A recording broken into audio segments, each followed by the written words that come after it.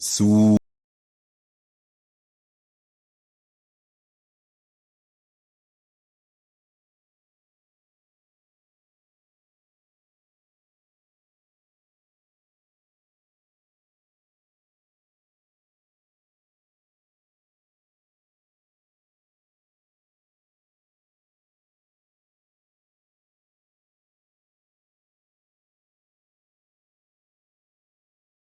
शुरू अल्लाह का नाम लेकर जो बड़ा मेहरबान निहायत रहम वाला है।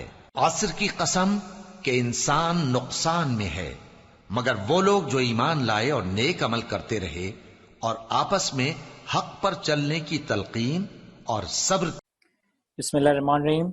सिर्फ फाइनेंशियल इंस्ट्रूमेंट का एरिया देख रहे थे आप लोग। फाइनेंशियल इंस्ट्रूमेंट में हमने अब तक अपने लास्ट लेक्चर्स में फाइनेंशियल इंस्ट्रूमेंट की डेफिनेशन देखी, फाइनेंशियल एसेट, फाइनेंशियल लायबिलिटीज की क्लासिफिकेशन के रूल देखें, फाइनेंशियल एसेट में डेट इन्वेस्टमेंट और इक्विटी इन्वेस्टमेंट की क्या मजीद सब क्लासिफिकेशन होंगी, उनकी इनिशियल रिकॉग्निशन, उनकी सब्सिक्वेंट मेजरमेंट से रिलेटेड हमने रूल्स वगैरह कवर किए। फिर लास्ट जो हमारा इमीडिएट लास्ट लेक्चर्स था उसमें हमने फाइनेंशियल लायबिलिटी की क्लासिफिकेशन को कवर किया। फाइनेंशियल लायबिलिटी में आपके पास दो तरह की क्लासिफिकेशन थी। एक आपकी फाइनेंशियल लायबिलिटी अमोर्टाइज कॉस्ट पे कैरी हो रही होगी, एक आपकी financial liability fair value through PNL पे कैरी हो रही होगी। फाइनेंशियल लायबिलिटी अमोर्टाइज कॉस्ट के रूल्स बड़े सिंपल से थे सर। इनिशियल रिकॉग्निशन इसकी होगी fair value minus transaction cost पे। इनिशियल रिकॉग्निशन इसकी होगी fair value minus transaction cost पे, यानी कि ट्रांजेक्शन कॉस्ट को कैपिटलाइज किया जा रहा होगा। सब्सिक्वेंटली अपनी इस फाइनेंशियल लायबिलिटी को हम अमोर्टाइज कॉस्ट पे कैरी करेंगे। इंटरेस्ट एक्सपेंस रिकॉर्ड करेंगे using the IRR method. Interest expense record करेंगे using the IRR method, effective interest rate method. दूसरी हमने क्लासिफिकेशन देखी थी हमने financial liability at fair value through PNL. Sir financial liability at fair value through PNL को initially recognise किया जाएगा सिर्फ फेयर वैल्यू पे, यानी कि जो ट्रांजेक्शन कॉस्ट है वो आपकी एक्सपेंस आउट होगी। अमोर्टाइजेशन स्केड्यूल बनाया जाएगा, इंटरेस्ट एक्सपेंस रिकॉर्ड किया जा रहा होगा पीएनएल में using the effective interest rate method. लेकिन साथ में हर साल के आखिर में अपनी फाइनेंशियल लायबिलिटी को फेयर वैल्यू पे भी लेकर आ रहे होंगे। अब फेयर वैल्यू की गेन या लॉस का क्या करना है, इसको हमने मजीद बाइफरकेट किया था कि जो आपके पास फेयर वैल्यू का गेन या लॉस आएगा आपकी फाइनेंशियल लायबिलिटी पे, आपकी फाइनेंशियल लायबिलिटी पे जो भी फेयर वैल्यू का गेन या लॉस आ रहा होगा उससे हम मजीद दो ब्रेक कर रहे होंगे। एक होगा वो फेयर वैल्यू का गेन, एक होगा वो फेयर वैल्यू का चेंज जो कि मार्केट रेट की मूवमेंट की वजह से आ रहा है, जो कि काइबोर की मूवमेंट की वजह से आ रहा है। दूसरा होगा वो फेयर वैल्यू का इम्पैक्ट जो कि आपकी क्रेडिट रिस्क, आपकी कंपनी की अपनी क्रेडिट रेटिंग चेंज होने की वजह से आ रहा होगा। सर मार्केट रेट के चेंज होने की वजह से जो फेयर वैल्यू का चेंज आएगा वो जाएगा आपका पीएनएल में। मार्केट इंटरेस्ट रेट या काइबोर चेंज होने की वजह से जो फेयर वैल्यू का चेंज होगा वो आपका जाएगा पीएनएल में। लेकिन जो आपकी अपनी कंपनी की क्रेडिट रिस्क, अपनी कंपनी की क्रेडिट रेटिंग चेंज होने की वजह से फेयर वैल्यू में चेंज आएगा, ये आपका पीएनएल में नहीं बल्कि ओसीआई में रिफ्लेक्ट हो रहा होगा। इसको मैं ओसीआई में एक रिजर्व क्रिएट करता जाऊंगा। जब मैं अपनी financial liability finally derecognise कर रहा हूँ तो उसे पीएनएल में नहीं बल्कि डायरेक्ट इक्विटी में हम क्लोज कर रहे होंगे।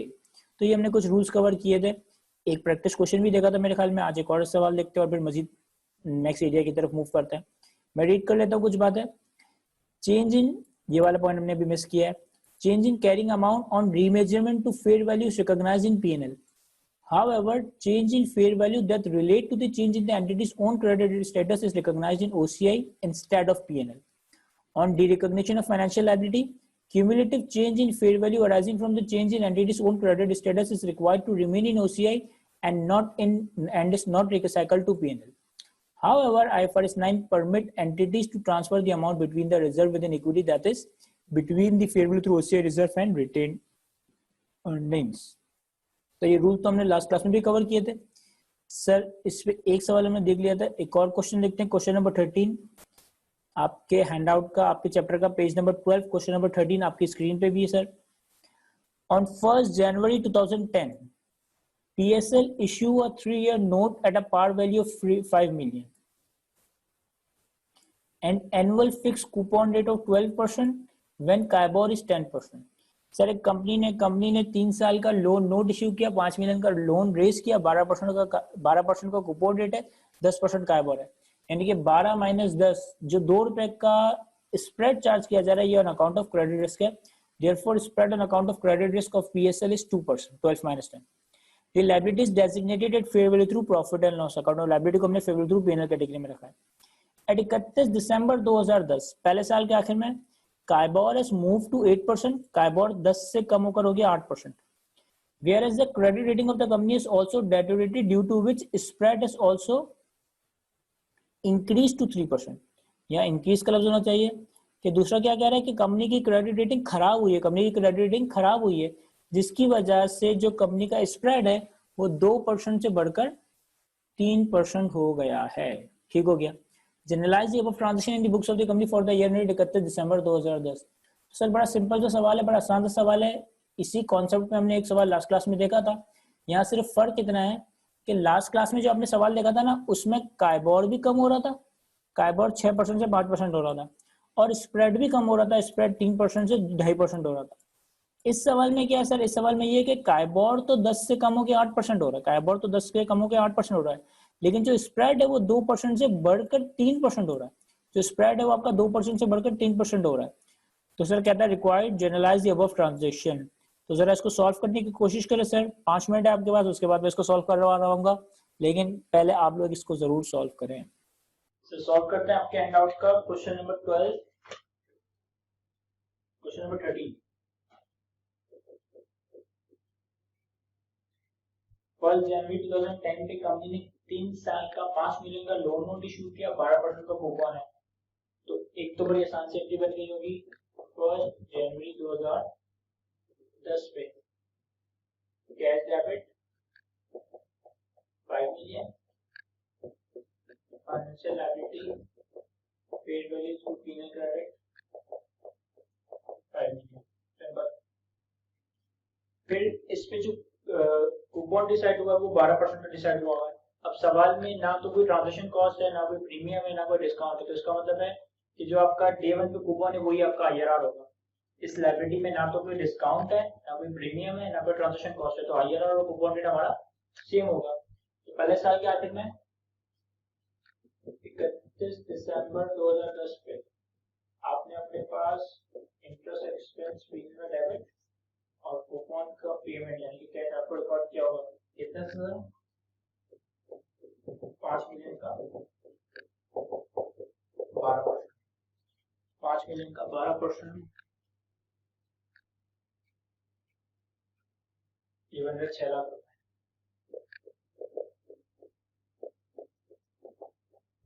सिंपल. इसके बाद क्या हुआ सर?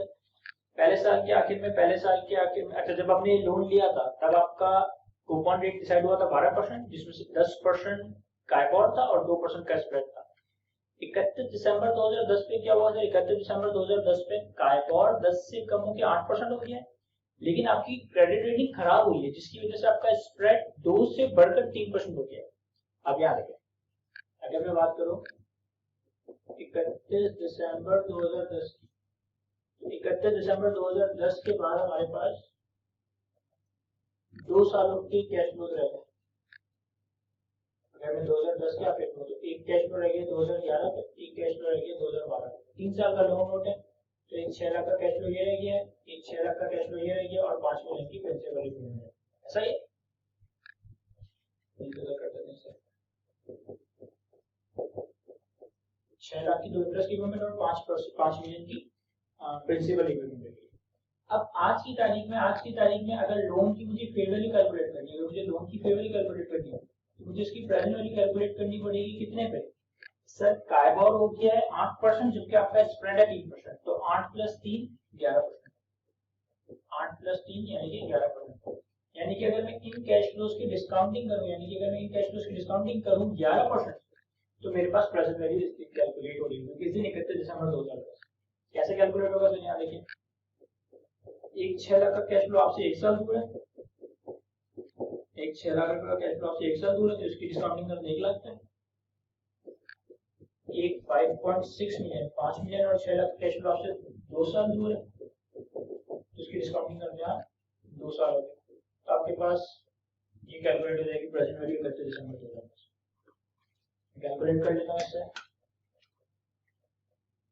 तो ये आ रहा है 5085,626 यानी कि अभी आपका जो लोन है वो किस वैल्यू पे आ रहा है सर? अभी जो हमारा लोन है वो हमारी कैश वैल्यू पे आ रहा है 5 मिलियन।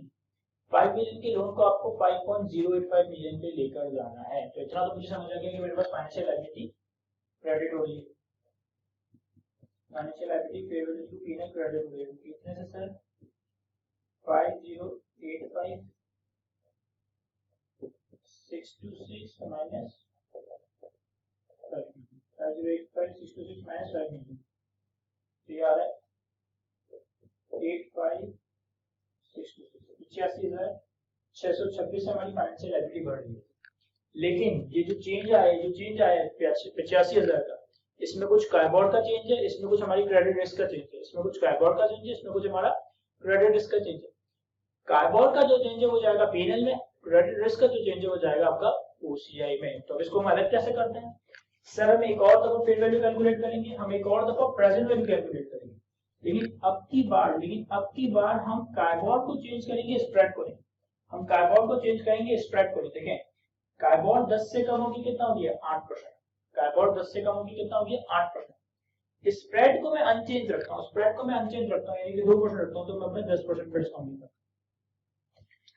मैंने जो टोटल फेयर वैल्यू कैलकुलेट की है, इसमें हमने कार्बोर्ड लिया 8% और स्प्रेड लिया 3%, तो ये अपडेटेड फेयर वैल्यू है।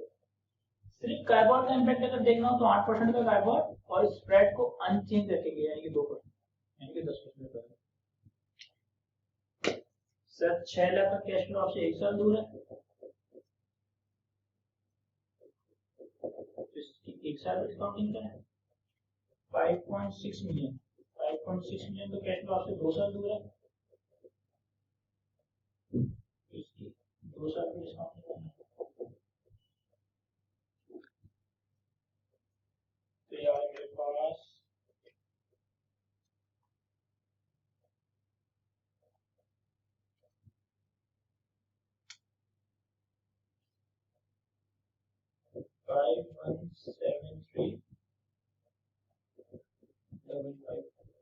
517355 यानी कि 5 मिलियन से जो 5173,554 का डिफरेंस, 5 मिलियन की कैरिंग अमाउंट से 5173,554 का जो डिफरेंस है, वो कार्बोर्ड के चेंज की वजह से जो पीरियड में जाएगा।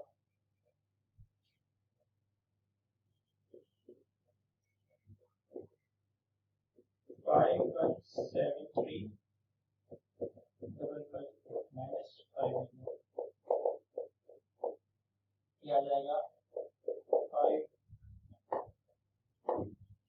517355। और इस एंट्री का जो भी बैलेंसिंग है सर, बैलेंसिंग हमारे पास क्रेडिट साइड का है, ओसीआई में ये बनेगा 173,554 माइनस 85,626 8792। देखो, इसको समझने के लिए मैं एक छोटी सी टाइमलाइन बना सकता हूँ। अभी आप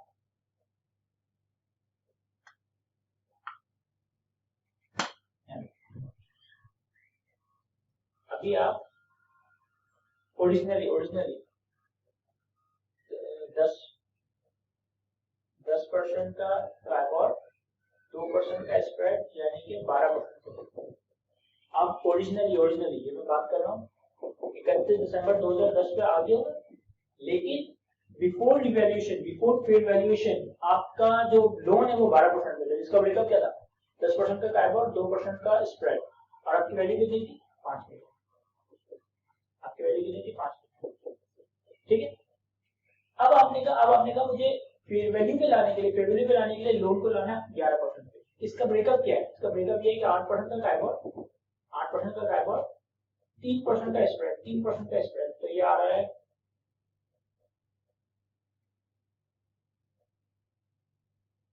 11%। ऐसा ही इससे हमने वैल्यू कैलकुलेट की, तो ये बन रही है 50,85626। ठीक हो गया?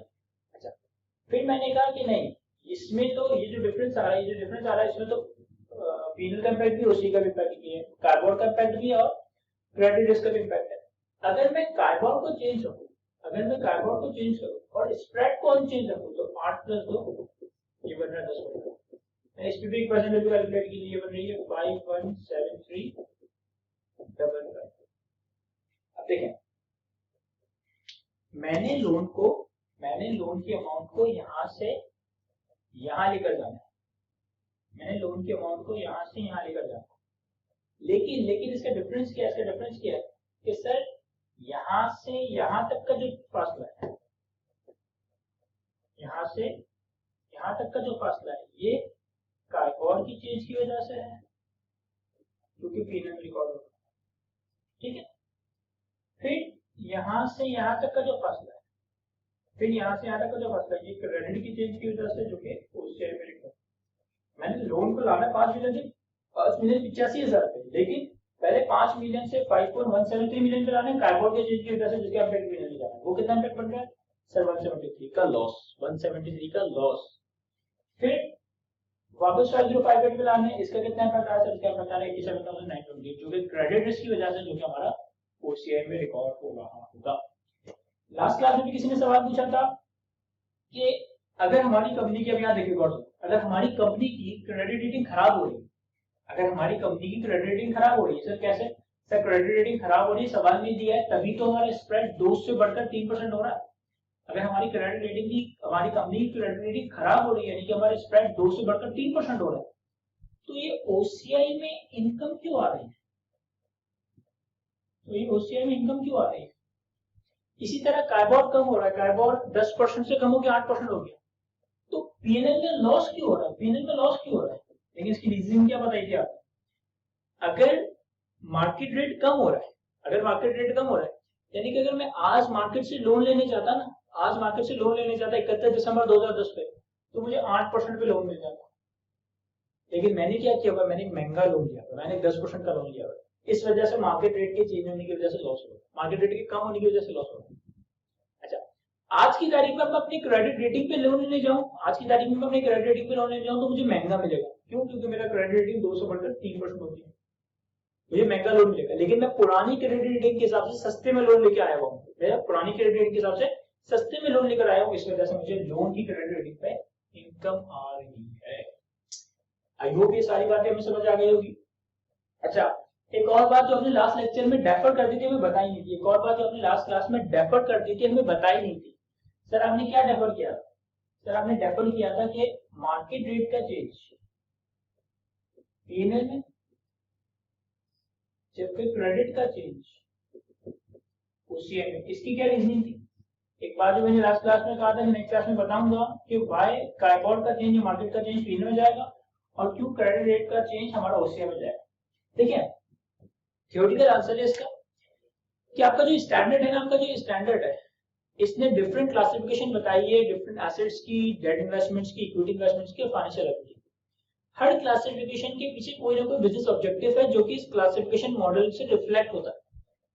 एसेट को या लायबिलिटी को जो आप बिजनेस ऑब्जेक्टिव के साथ कैरी करते हो, एसेट या लायबिलिटी को जिस बिजनेस ऑब्जेक्टिव के साथ आप कैरी करते हो, वो ऑब्जेक्टिव रेलेवेंट क्लासिफिकेशन मॉडल में रिप्रेजेंट हो रहा होता है, फाइनेंशियल स्टेटमेंट में प्रेजेंट हो रहा होता है।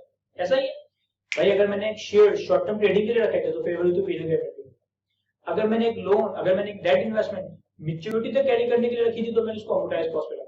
ऐसा ही अब एक फाइनेंशियल लायबिलिटी, अब एक financial liability fair value through PNL, financial liability fair value through PNL category में हम लेकर कब जाते हैं?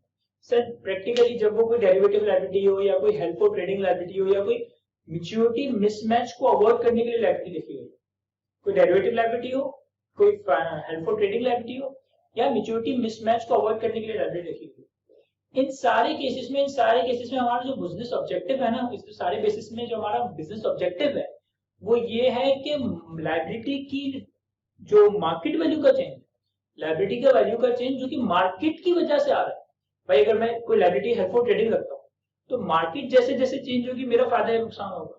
ऐसा ही अगर मैं कोई liability fair value through PNL accounting mismatch को अवॉइड करने के लिए रखता हूँ तो मैंने इसके कॉरेस्पॉन्डिंग कोई एसेट भी रखा होगा जो मार्केट के रेट के चेंज होने की वजह से चेंज हो रहा होगा। तो लायबिलिटी को फेवर टू पीएनएल कैटेगरी में लेकर कब जाता हूँ? जब मेरी इंटेंशन ये होती है कि मार्केट के अप डाउन होने का इम्पैक्ट मेरे पीएनएल में रिफ्लेक्ट होगा। ऐसा ही अब ज्यादातर केसेस में शायद 90-95% केसेस में तो जो चेंज आता होगा वो मार्केट के चेंज की वजह से आता होगा, कार्बन के चेंज होने की वजह से आता होगा, जो कि आपका पीएनएल में बिल्कुल प्रॉपर्ली रिफ्लेक्ट हो रहा है। लेकिन कुछ जगहों पे ऐसा भी होता होगा, बड़ा रेयरली ऐसा होता होगा कि कंपनी की क्रेडिट रिस्क भी चेंज होता है, मतलब क्रेडिट रिस्क तो चेंज होती होगी लेकिन इसका इम्पैक्ट इतना ज्यादा एक वक्त में शायद कैलकुलेट ना हो रहा हो कि कंपनी का क्रेडिट रिस्क भी चेंज हो। अब कंपनी का अगर क्रेडिट रिस्क चेंज हो रहा है तो ये मार्केट को रिप्रेजेंट नहीं कर रहा। अगर कंपनी की क्रेडिट रेटिंग इंप्रूव या डेटोराइड हो रही है, कंपनी का क्रेडिट स्टेटस इंप्रूव या खराब हो रहा है, तो ये मार्केट की मूवमेंट को रिप्रेजेंट नहीं कर रहा है, ये कंपनी की अपनी इंटरनल पॉलिसीज को रिप्रेजेंट कर रहा है, ये कंपनी की अपनी इंटरनल पॉलिसीज को, अपनी इंटरनल स्ट्रेंथ को रिप्रेजेंट कर रहा है। तो ये चीजें मार्केट की मूवमेंट को रिप्रेजेंट नहीं कर रही, ये चीजें मार्केट की मूवमेंट को रिप्रेजेंट नहीं कर रही, तो इसका इम्पैक्ट पीएनएल में नहीं जाना चाहिए, आपका डायरेक्टली ओसीआई में क्लोज हो जाएगा। देखिए, चाहे एसेट चाहे liability, fair value through PNL, fair value through PNL का मतलब क्या है कि भाई इसकी फेयर वैल्यू में जो भी चेंज आएगा ना वो पीएनएल में दिखाएंगे। अब फेयर वैल्यू का टर्म इस्तेमाल किस लिए किया जाता है? सर, फ्यूचर कैश फ्लोज की मार्केट रेट पर discounting, sir future cash flows की मार्केट रेट पर डिस्काउंटिंग करते हैं, आपके पास फेयर वैल्यू आ जाएगी। फेयर वैल्यू का टर्म लार्जली रिप्रेजेंट करता है कि वो चीज मार्केट में कितने की चल रही है। तो मार्केट चेंज में मार्केट में चेंज आने की वजह से जो फेयर वैल्यू में चेंज आ रहा है, मार्केट फैक्टर्स में चेंज आने की वजह से जो फेयर वैल्यू में चेंज आ रहा है वो आपका पीएनएल में जा रहा है। लेकिन कुछ और जगहों पे कुछ छोटा मोटा चेंज ऐसा भी आ जाता है जो हमारी क्रेडिट रेटिंग चेंज होने की वजह है। अभी हमारी इंटरनल पॉलिसीज के मामला आते हैं, ये हमारी इंटरनल सिस्टम के मामला है, इसका मार्केट से कोई ताल्लुक नहीं है, इसका मार्केट से कोई ताल्लुक नहीं है। तो इस वजह से ये पीएनएल में रिफ्लेक्ट होकर आपके पीएनएल को डिस्टॉर्ट नहीं करेगा, या आपके ओसीआई में ही क्लोज हो रहा होगा। तो आई होप ये सवाल भी बड़ा आसान था और ये कॉन्सेप्ट आपको समझ आ गया होगा। जल्दी से इसको कॉपी कर लें, तो फिर हम एक और सवाल रहता है उसकी एंट्री बनानी और फिर हम एक नया कॉन्सेप्ट देख रहे होंगे। सर आगे बढ़ते हैं। एक सवाल है हमारे पास जिसमें हमारे पास सारे नंबर्स कैलकुलेट करके दिए हुए, बस मुझे जनरल एंट्री बनानी है। क्वेश्चन नंबर 11 कहता है कोटमैन a mini bank provides loan to customer and fund the loan by selling the bond in the market. The liability is designated at fair value through P&L. एक second sir, कह रहा है कोटमैन provides loan to customer, ये तो customer को loan दे रहा है, तो फिर लायबिलिटी कहाँ से आ गई? ये तो कस्टमर को लोन दे रहा है तो लायबिलिटी कहाँ से आ गई? एसेट नहीं होना चाहिए सर। ये इस लोन की बात नहीं कर रहा, ये इस लोन की बात नहीं कर रहा, बल्कि कह रहा है कि मैं कस्टमर को लोन देता हूँ, लेकिन मैं वो लोन कहाँ से लेता हूँ? मैं अपने बॉन्ड्स मार्केट में सेल करता हूँ। ये जो funds the loan by selling in the market है, इसकी बात हो रही है कि ये वाली जो लायबिलिटी आपने फेयर वैल्यू थ्रू पीएनएल में कैटेगराइज की है। क्या? The bond had an overall fair value increase of 50 million. Bond की फेयर वैल्यू में 50 मिलियन का इंक्रीज आया है इन द ईयर टू 30 नवंबर 2014। मुझे ये बताइए 50 रुपए फायदा है या नुकसान है? मुझे बताएं 50 रुपए फायदा है या नुकसान है? अगर 50 रुपए का इंक्रीज आया है लोन की फेयर वैल्यू में, तो ये फायदा हुआ है नुकसान हुआ है? सर ये नुकसान हुआ है। लायबिलिटी की फेयर वैल्यू का बढ़ना हमारे लिए लॉस है, क्योंकि लायबिलिटी की फेयर वैल्यू बढ़ने का मतलब है कि आप लायबिलिटी क्रेडिट करोगे तो आप डेबिट कर रहे हो पीएनएल या ओसीए। कहता है although the decline in company's credit worthiness have been calculated to have contributed to a fair value decline of 5 million.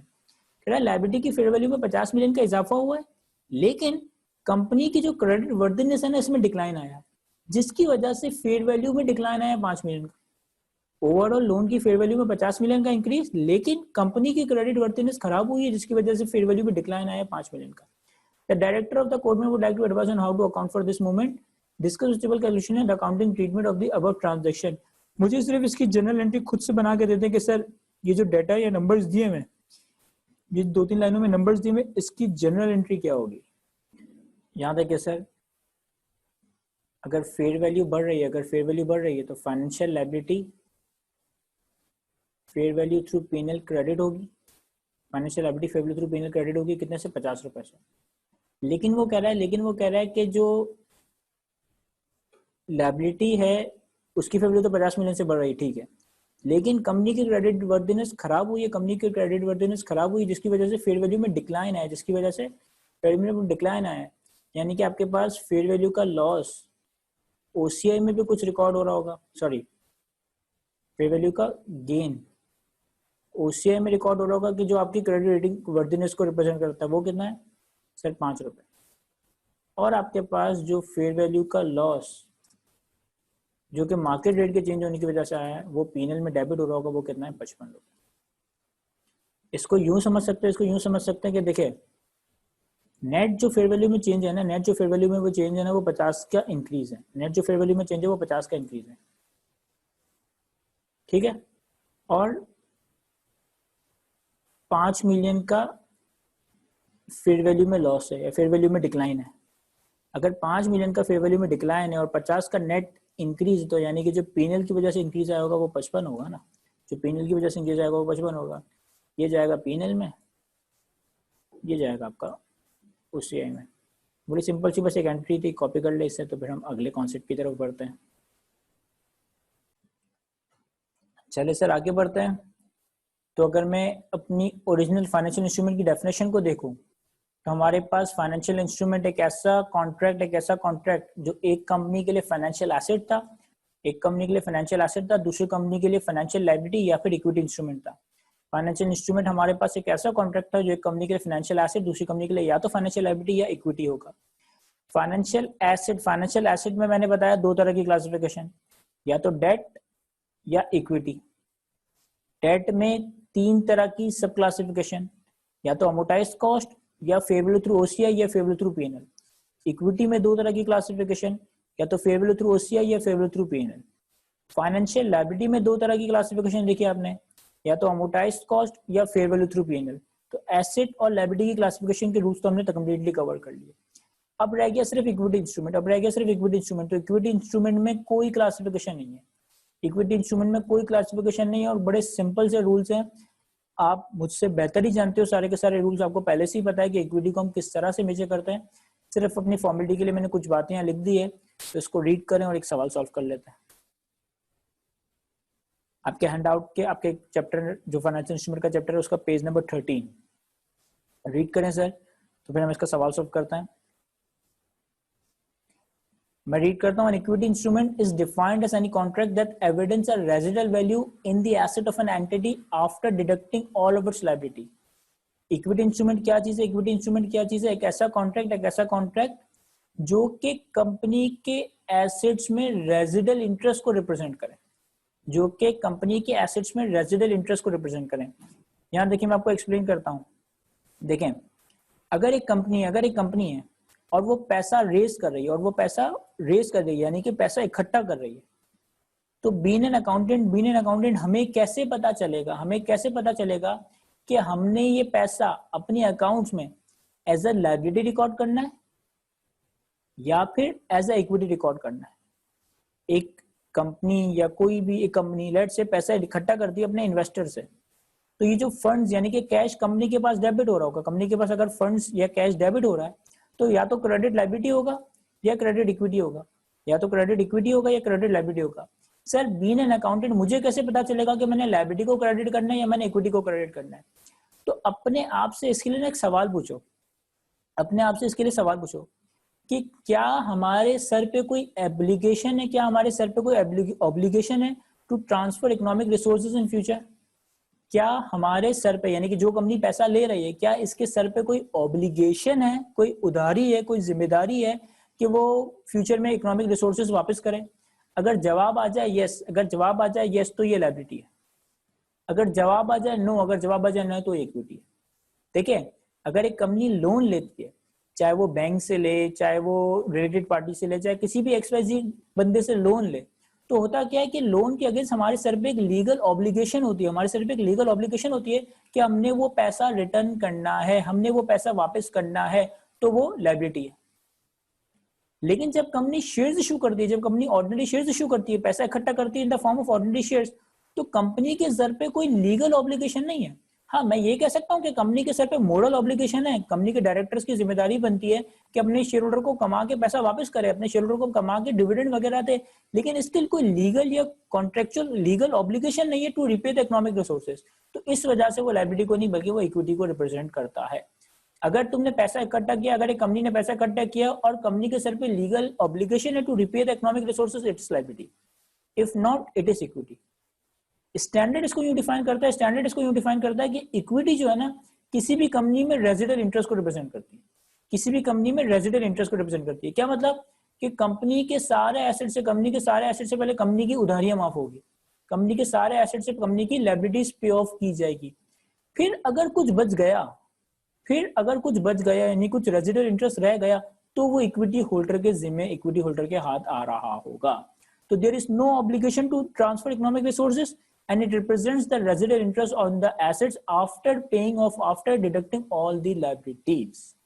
Simple हम अपने प्रैक्टिकली इसको कैसे देखते हैं कि कंपनी की बैलेंस शीट पे जो ordinary share capital, share premium अगर आ रहा होता है वो इक्विटी को रिप्रेजेंट कर रहा होता है। इसमें कोई क्लासिफिकेशन नहीं है, बड़े सिंपल से प्रिंसिपल्स हैं जो कि आपके सामने लिखे हुए मैं रीड करूंगा और आप मुझसे बेहतर ही सब कुछ चीजें पहले से जानते हो। An equity instrument is defined as an any contract that evidence the residual interest in the asset of the entity after deducting all of its liability. Equity accounting requirements. Equity instruments are initially measured at fair value less transaction cost. मैंने आपको बताया था कि IFRS 9 में financial instrument की initial recognition fair value पे ही होगी। IFRS 9 में फाइनेंशियल इंस्ट्रूमेंट की इनिशियल रिकॉग्निशन फेयर वैल्यू पे होगी। याद रखिएगा ये मुख्तलिफ बात है as compare to other standard, जैसे IAS 16 property plan document, IAS 40 investment property, IAS 38 intangible, IAS 2 inventory में आप इनिशियल रिकॉग्निशन फेयर वैल्यू पे नहीं करते। इन स्टैंडर्ड्स में जो इनिशियल रिकॉग्निशन होती है वो कॉस्ट पे होती है, लेकिन यहाँ क्या बात हो रही है कि यहाँ पे इनिशियल रिकॉग्निशन फाइनेंशियल इंस्ट्रूमेंट की फेयर वैल्यू पे होगी। कुछ जगह पे ट्रांजैक्शन कॉस्ट कैपिटलाइज होती है, कुछ जगह पे ट्रांजैक्शन कॉस्ट कैपिटलाइज नहीं होती। इक्विटी के केस में भी ट्रांजैक्शन कॉस्ट को हम कैपिटलाइज कर देते हैं। अच्छा, in many legal jurisdiction when equity shares are issued they are recorded at nominal value यानी कि par value with the excess consideration received recorded in share premium account and the issue cost being written off against the share premium account. कह रहा है कि बहुत सारी countries में ऐसा होता है, हमारी कंट्री में भी ऐसा होता है कि जब भी शेयर्स वगैरह इशू होते हैं तो एक पार वैल्यू के अगेंस्ट इशू होते हैं। पार वैल्यू तक जो पैसा होता है वो तो शेयर कैपिटल में चला जाता है, पार वैल्यू से जितना ज्यादा या कम पैसा होता है वो हमारा शेयर प्रीमियम या शेयर डिस्काउंट में चला जाता है। तो ये बात इन्होंने यहाँ लिख दी है।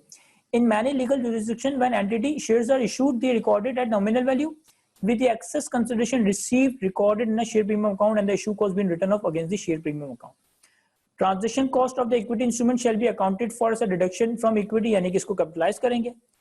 Distribution to the holder of an equity instrument that is dividend shall be recognized by the entity in equity. अभी बड़ी सिंपल सी बात है कि मैं इसमें कोई डायग्राम बनाऊं या कुछ ऐसा समझाऊं, ऐसा कुछ है नहीं, बस मैं रीड ही कर सकता हूँ फॉर्मेलिटी के लिए कि जो इक्विटी होल्डर को हम डिविडेंड देते हैं, इक्विटी होल्डर को जब हम डिविडेंड देते हैं वो हम पीएनएल में नहीं बल्कि रिटेन अर्निंग्स में डेबिट करते हैं। इक्विटी की फेयर वैल्यू का चेंज, इक्विटी के फेयर वैल्यू का चेंज कहीं भी रिकॉर्ड नहीं हो रहा होगा, क्योंकि इक्विटी एक दफा आपने इशू कर दी फिर आप इसकी कोई क्लासिफिकेशन की बात नहीं करते, इसकी फेयर वैल्यू में कोई चेंजेस रिकॉर्ड नहीं कर रहे होते। Changes in the fair value of the equity are not recognised. और जब भी रिडेम्पशन हो रही होगी या रिफाइनेंसिंग हो रही होगी, यानी कि कंपनी इक्विटी शेयर्स को बाय बैक करे या नए शेयर्स इशू करे, तो वो सारा डिफरेंस भी आपका इक्विटी में ही रिकॉर्ड हो रहा होगा। सर ट्रेजरी शेयर्स का कॉन्सेप्ट है, कॉन्सेप्ट शायद हमने इस नाम से तो ना सुना हो, लेकिन हमें पता है कि अगर एक कंपनी अपने शेयर्स बाय बैक कर लेती है, अगर एक कंपनी अपने शेयर्स बाय बैक कर लेती है, यानी कि लेट्स से कि कंपनी ने बहुत सारे शेयर्स मार्केट में इशू किए हैं, कंपनी उन शेयर्स को बाय बैक कर लेती है, तो उन शेयर्स को कहते हैं ट्रेजरी शेयर्स, उन शेयर्स को कहते हैं ट्रेजरी शेयर्स। एक बात जो मैंने इससे पिछले स्टैंडर्ड IFRS 2 में भी आपको बताई थी और डिफरेंट जगहों पे मैंने इसको अप्लाई भी करके बताया था कि कंपनी कभी भी अपने शेयर होल्डर के साथ, कंपनी कभी भी अपने इक्विटी होल्डर के साथ ट्रांजैक्शन करके कोई इनकम नहीं रिकॉर्ड कर सकती। कंपनी अपने कभी भी शेयर होल्डर के साथ, इक्विटी होल्डर के साथ ट्रांजैक्शन करके इनकम रिकॉर्ड नहीं कर सकती। तो जब भी शेयर्स इशू हो रहे होंगे, जब भी शेयर्स बायबैक हो रहे होंगे, तो कोई भी इंपैक्ट आपका पीएनएल में रिकॉग्नाइज नहीं होगा, कोई भी इंपैक्ट आपका पीएनएल में रिकॉग्नाइज नहीं होगा, बल्कि इक्विटी से ही एडजस्ट हो रहा होगा। मैं रीड कर लेता हूँ तेजी से। If an entity reacquires its own shares, own equity instruments, those instruments shall be deducted from the equity. No gain or loss shall be recognized in P&L on the purchase, issue, sale, cancellation of the entity's own equity instrument, and consideration paid or received shall be recognized in equity directly. Such treasury shares may be acquired and held by the entity or by any other member of the consolidated groups. तो बड़े simple से rules हैं sir, इसको read कर लें। इस पर छोटा सा सवाल भी मैं देख लेता हूँ, लेकिन पहले इसको एक दफा आप लोग खुद से भी रीड कर लें सारी बातें। यहाँ देखिए सर, एक सवाल रीड करता हूँ, बस एक एंट्री बनानी है मैंने। क्वेश्चन नंबर 14 पेज नंबर 13 पे, Gravit Limited issue 10,000 rupees 10 ordinary shares for a cash consideration of rupees 25 each. Issue cost are 10,000. बड़ा सिंपल सा, बड़ा मासूम सा सवाल है सर। कंपनी ने 10 रुपए की पार वैल्यू वाले ऑर्डिनरी शेयर इशू किए। कितनी कैश कंसिडरेशन में? 25 रुपए का एक शेयर इशू किया। 10 रुपए की पार वैल्यू वाला शेयर, 10 रुपए की पार वैल्यू वाला शेयर 25 रुपए में इशू किया। अब ट्रांजेक्शन कॉस्ट कितनी है? ट्रांजेक्शन कॉस्ट कितनी है? 10,000। तो कहता है how the issue of shares is accounted for. Sir आसान सी एंट्री बना लें। यहाँ देखिए मैं एंट्री बनाता हूँ। आपके पास कैश डेबिट हो रहा होगा कितने से?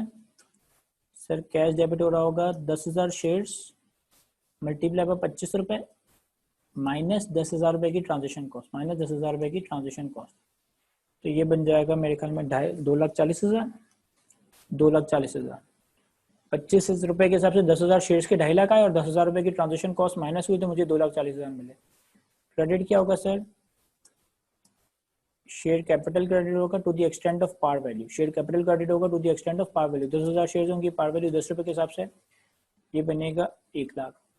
बाकी जो भी एक्सेस है वो आपका प्रीमियम अकाउंट में चला जाएगा। चलिए सर आगे बढ़ते हैं। हमारे पास अगला इंपॉर्टेंट कॉन्सेप्ट है, बहुत इंपॉर्टेंट कॉन्सेप्ट है रेगुलर वे ट्रांजेक्शन का। आपके पास में पढ़ में इस पे बड़े अच्छे सवाल पूछे हैं और बड़ा अच्छा कॉन्सेप्ट भी है, तो इसको हम देखते हैं।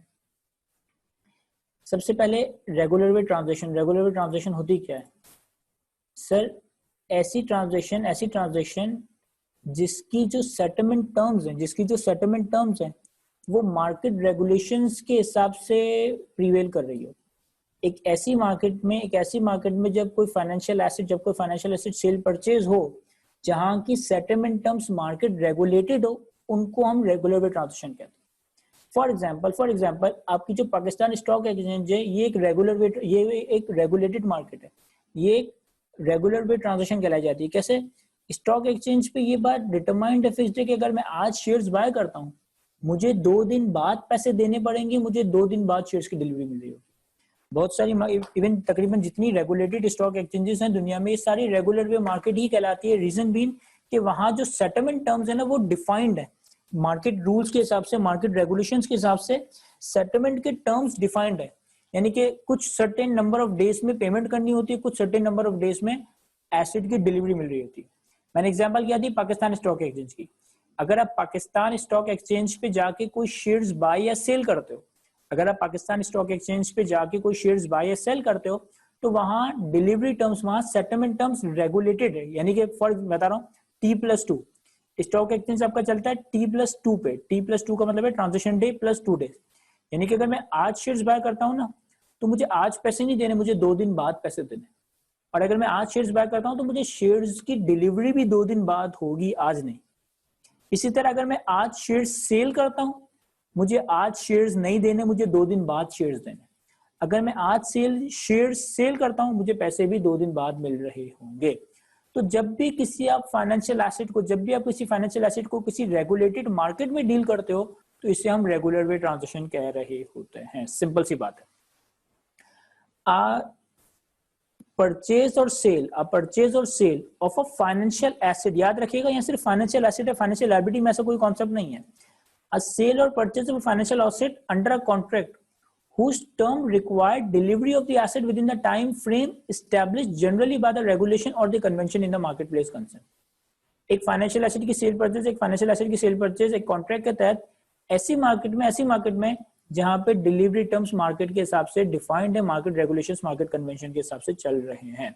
For example trades on Pakistan stock exchange are typically settled 2 days after the date of transaction.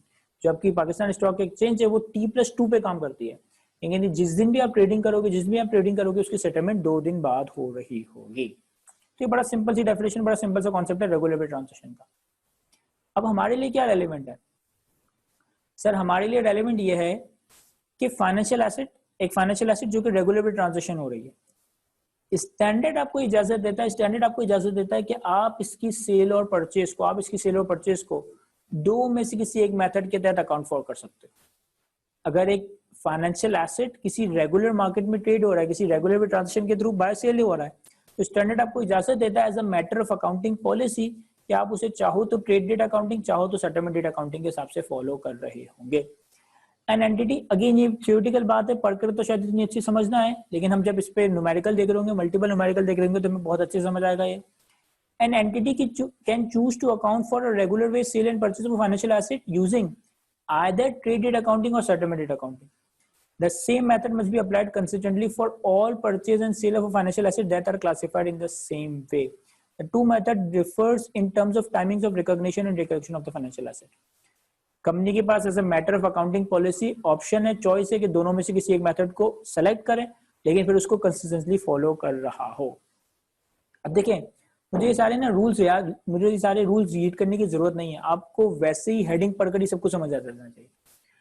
Trade date accounting में ये होगा, ट्रेड डेट अकाउंटिंग में ये होगा, जिस दिन आप एसेट को बाय करोगे, जिस दिन आप एसेट को सेल करोगे, जिस दिन आप एसेट को बाय करोगे, जिस दिन आप एसेट को सेल करोगे, उस दिन फाइनेंशियल एसेट को रिकॉग्नाइज या डी रिकॉग्नाइज करोगे।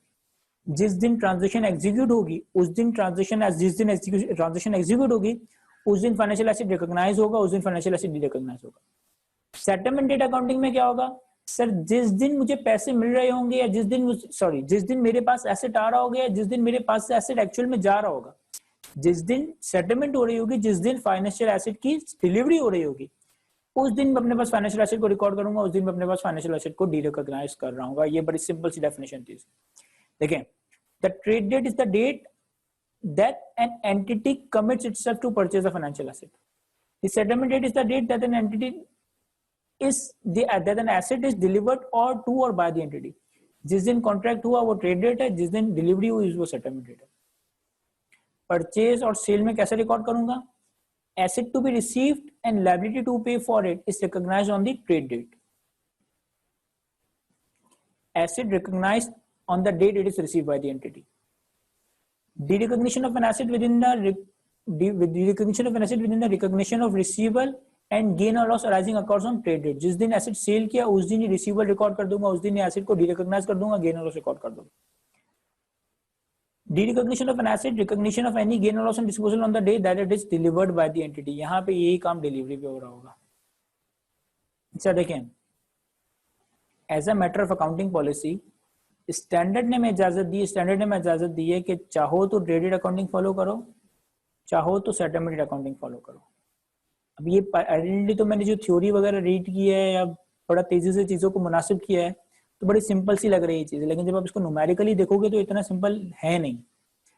मैंने इसकी ना आसान सी जुगाड़ बनाई हुई है खुद सवालों को सही सॉल्व करने के लिए। यानी कि मैं जब आपके लेवल पे था और पेपर दे रहा होता था तो मैंने बड़ी आसान सी एक जुगाड़ बनाई हुई थी कि मैं वो अप्लाई करता था और मेरी कोशिश होती, मतलब होता यह था कि उससे मेरा सवाल सही हो जाता था। चाहे आप ट्रेडेड अकाउंटिंग फॉलो करें, चाहे आप सेटलमेंट अकाउंटिंग फॉलो करें, एक चीज अपने जहन में रखिएगा कि दोनों ही केसेस में जो आपकी बैलेंस शीट और पीएनएल का नेट इंपैक्ट होगा ना, दोनों ही केसेस में जो आपकी बैलेंस शीट या पीएनएल का नेट इंपैक्ट होगा ना, वो हमेशा सेम आ रहा होगा। अगर वो सेम नहीं आ रहा ना तो मतलब आपने कोई गड़बड़ की। मैं इसको यूं देखता हूं कि चाहे मैं भाई ये दोनों तो एक तरह से बुक कीपिंग की मेथड है ना, ये भी एक बुक कीपिंग का तरीका, ये भी एक बुक कीपिंग का तरीका, आप किसी भी एक तरीके से मेथड को फॉलो करो। लेकिन होगा ये कि दोनों में से कोई भी मेथड फॉलो करूं, दोनों केस में जो मेरी बैलेंस शीट के नेट एसेट्स या नेट लायबिलिटी बनेगी, दोनों केसेस में मेरी पीएनएल पे जो नेट इनकम या नेट एक्सपेंस बनेगा ये हमेशा सेम आ रहे होंगे। अगर यहाँ कुछ और आ रहा है और यहाँ कुछ और आ रहा है तो इसका मतलब है कि आपने काम गलत किया। दोनों मेथड से मैं जब सॉल्व करूंगा तो मैं आपको हर स्टेज पे ट्राई करके दिखाऊंगा कि देखो यहाँ भी मेथड, यहाँ भी नेट एसेट्स ये आ रहे हैं, नेट इनकम ये आ रही है, यहाँ भी नेट एसेट्स ये आ रहे हैं, नेट इनकम ये आ रही है। आप इस रूल को याद रखें। स्टैंडर्ड की बातें भी रीड कर लेते हो कि स्टैंडर्ड क्या कह रहा है। स्टैंडर्ड कह रहा है settlement accounting issues, an entity must account for any change in the fair value of the asset between the trade date and settlement date in the same way as it account for acquired asset। ठीक है, यहाँ ये बात करके ना इसने एक तरीके से इन दोनों की बाइफर्केशन कुछ हद तक खत्म ही कर दी। कह रहा है ट्रेड डेट और सेटलमेंट डेट के दरमियान, जो फेयर वैल्यू में चेंज आता है ना, उसको बिल्कुल ऐसे ही रिकॉर्ड करो जैसे तुम किसी एक्वायर्ड एसेट का रिकॉर्ड करते हो। इन शॉर्ट अगर एसेट आपका अमोर्टाइज कॉस्ट पे है ना तो आपको फेयर वैल्यू की चेंज को रिकॉर्ड करने की जरूरत नहीं। अगर आपका एसेट अमोर्टाइज कॉस्ट पे है आपको फेयर वैल्यू की चेंज को रिकॉर्ड करने की जरूरत नहीं। लेकिन अगर आपका फाइनेंशियल एसेट फेयर वैल्यू पे कैरी हो रहा है तो इस केस में जो फेयर वैल्यू का चेंज आएगा वो मैं पीएनएल या OCI depending upon the method record कर रहा हूँगा। तो थ्योरी तो कोई इसकी बहुत मुश्किल नहीं है, बड़ी आसान सी सिंपल सी थ्योरी है, लेकिन फिर भी मैंने फॉर्मेलिटी के लिए रीड करवा दिया। इसको एक दफा खुद से रीड करें तो फिर हम इसके प्रैक्टिस क्वेश्चंस देखते हैं, इसमें की असल चीजें आपको नजर आ रही होंगी, लेकिन इसको एक दफा लाजमी रीड करें खुद से। रेगुलर ट्रांजैक्शन पे सिंपल से सवाल देखते हैं। पहले क्वेश्चन नंबर 15 आपके हैंडआउट का, regular way purchase of financial asset. An entity entered into a contractual commitment on 27 December 2004 to purchase a financial asset for rupees 1000. On 31st December 2004, the entity's reporting date, the fair value of financial asset was 105.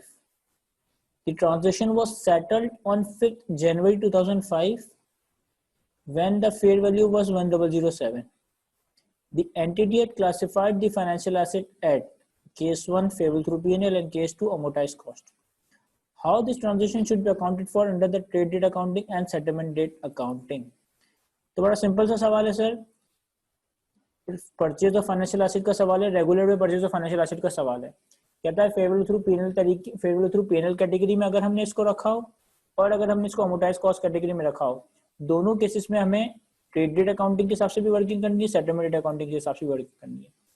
Facts क्या sir, 27 दिसंबर को आपने एक contract किया, 27 दिसंबर 2004 पे आपने एक contract किया 1000 रुपए का एक फाइनेंशियल एसेट बाय करने का। फिर आपका ईयर एंड आ गया 31 तारीख को, तब उसकी फेयर वैल्यू हो गई 1005। फिर सेटलमेंट डेट आ गई 5 जनवरी पे, तब उसकी फेयर वैल्यू हो गई है 1007 रुपए। तो एक दफा सवाल को खुद से रीड करें, मैं इसको सॉल्व करवाता हूँ। याद है कि सर इसे सॉल्व करते हैं।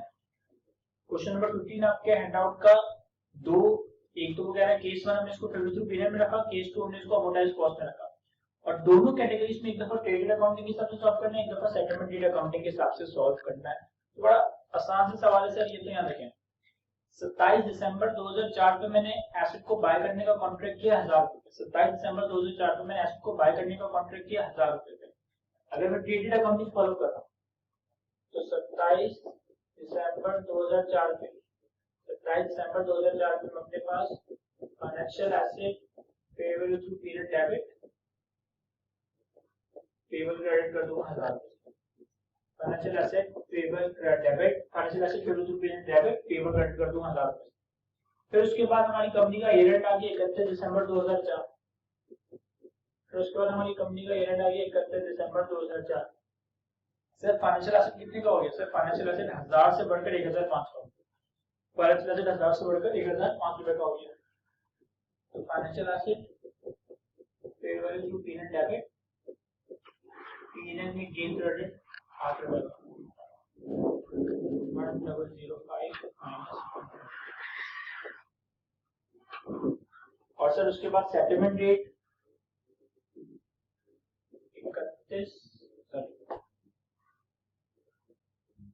5 जनवरी 2005।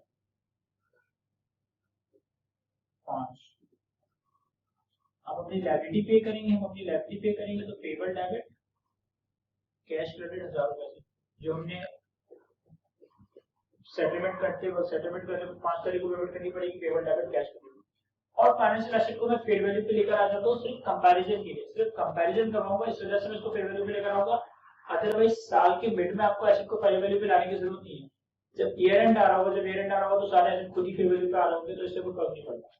देखें मैं आपको बताने ही जा रहा हूँ, लेट्स से ये 1 साल है, लेट्स से ये 1 साल है और ये इसके 4 क्वार्टर है, सही है। हर क्वार्टर पे अगर एसेट की fair value change, let's say यहाँ पे हो 8 रुपए, यहाँ पे हो 10 रुपए, यहाँ हो 11 रुपए, यहाँ हो 12 रुपए। आप पहले एसेट को 8 पे लाओ, फिर 10 पे लाओ, फिर 11 पे लाओ, फिर 12 पे लाओ, या आप डायरेक्ट एसेट को 12 पे लेकर आ जाओ, अफेक्ट उन दोनों का सेम ही होगा। मैं हर दरमियान की डेट पे एसेट को वैल्यू करूं या ईयर एंड एक साथ वैल्यू करूं, इससे कोई फर्क नहीं पड़ता। रीजन बीइंग कि मैं पूरे साल के फाइनेंशियल एसेट्स बनाता, स्टेटमेंट बनाता हूं, मैं एज इट पे बैलेंस शीट पे फॉर द ईयर मैंने बनाता हूं, तो पूरे साल में हम कितनी एंट्रीज बना रहे हैं, कितनी बार बना रहे हैं, इससे कोई फर्क नहीं पड़ता, पूरे साल का इम्पैक्ट रिकॉर्ड हो रहा होता है। तो साल के दरमियान में आपको फाइनेंशियल एसेट को रिवैल्यू करने की जरूरत नहीं है। यहाँ मैं सिर्फ इसलिए रिवैल्यू कर रहा हूँ क्योंकि मुझे आपको एक कंपैरिजन करके दिखाना है। तो 5 तारीख को एसेट कितने का हो गया? 7 रुपए का, और आप कितने पे लेकर आ गए थे? 5 रुपए, तो 2 रुपए का मजीद गेन रिकॉर्ड कर लें।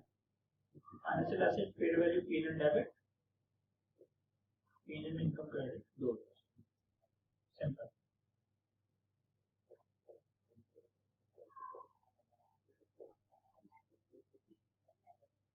ठीक हो गया? ये तो हमने सवाल को सॉल्व कर लिया payable through P&L trade date accounting के साथ।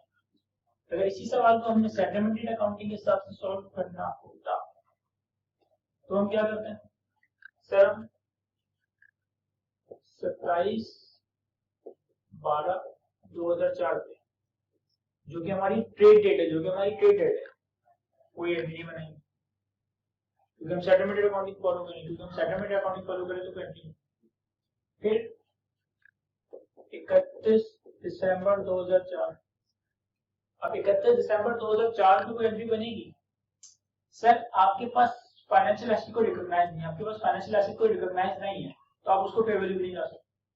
लेकिन हमने जो सेटलमेंट डेट अकाउंटिंग इश्यूज पढ़े थे उसमें क्या बात लिखी थी कि चाहे आप सेटलमेंट डेट अकाउंटिंग करो चाहे आप क्रेडिट अकाउंटिंग करो, दोनों केस में जो बैलेंस शीट और पीनल का नेट इम्पैक्ट होगा, दोनों केस में बैलेंस शीट और पीनल का जो नेट इम्पैक्ट होगा वो बराबर ही होगा।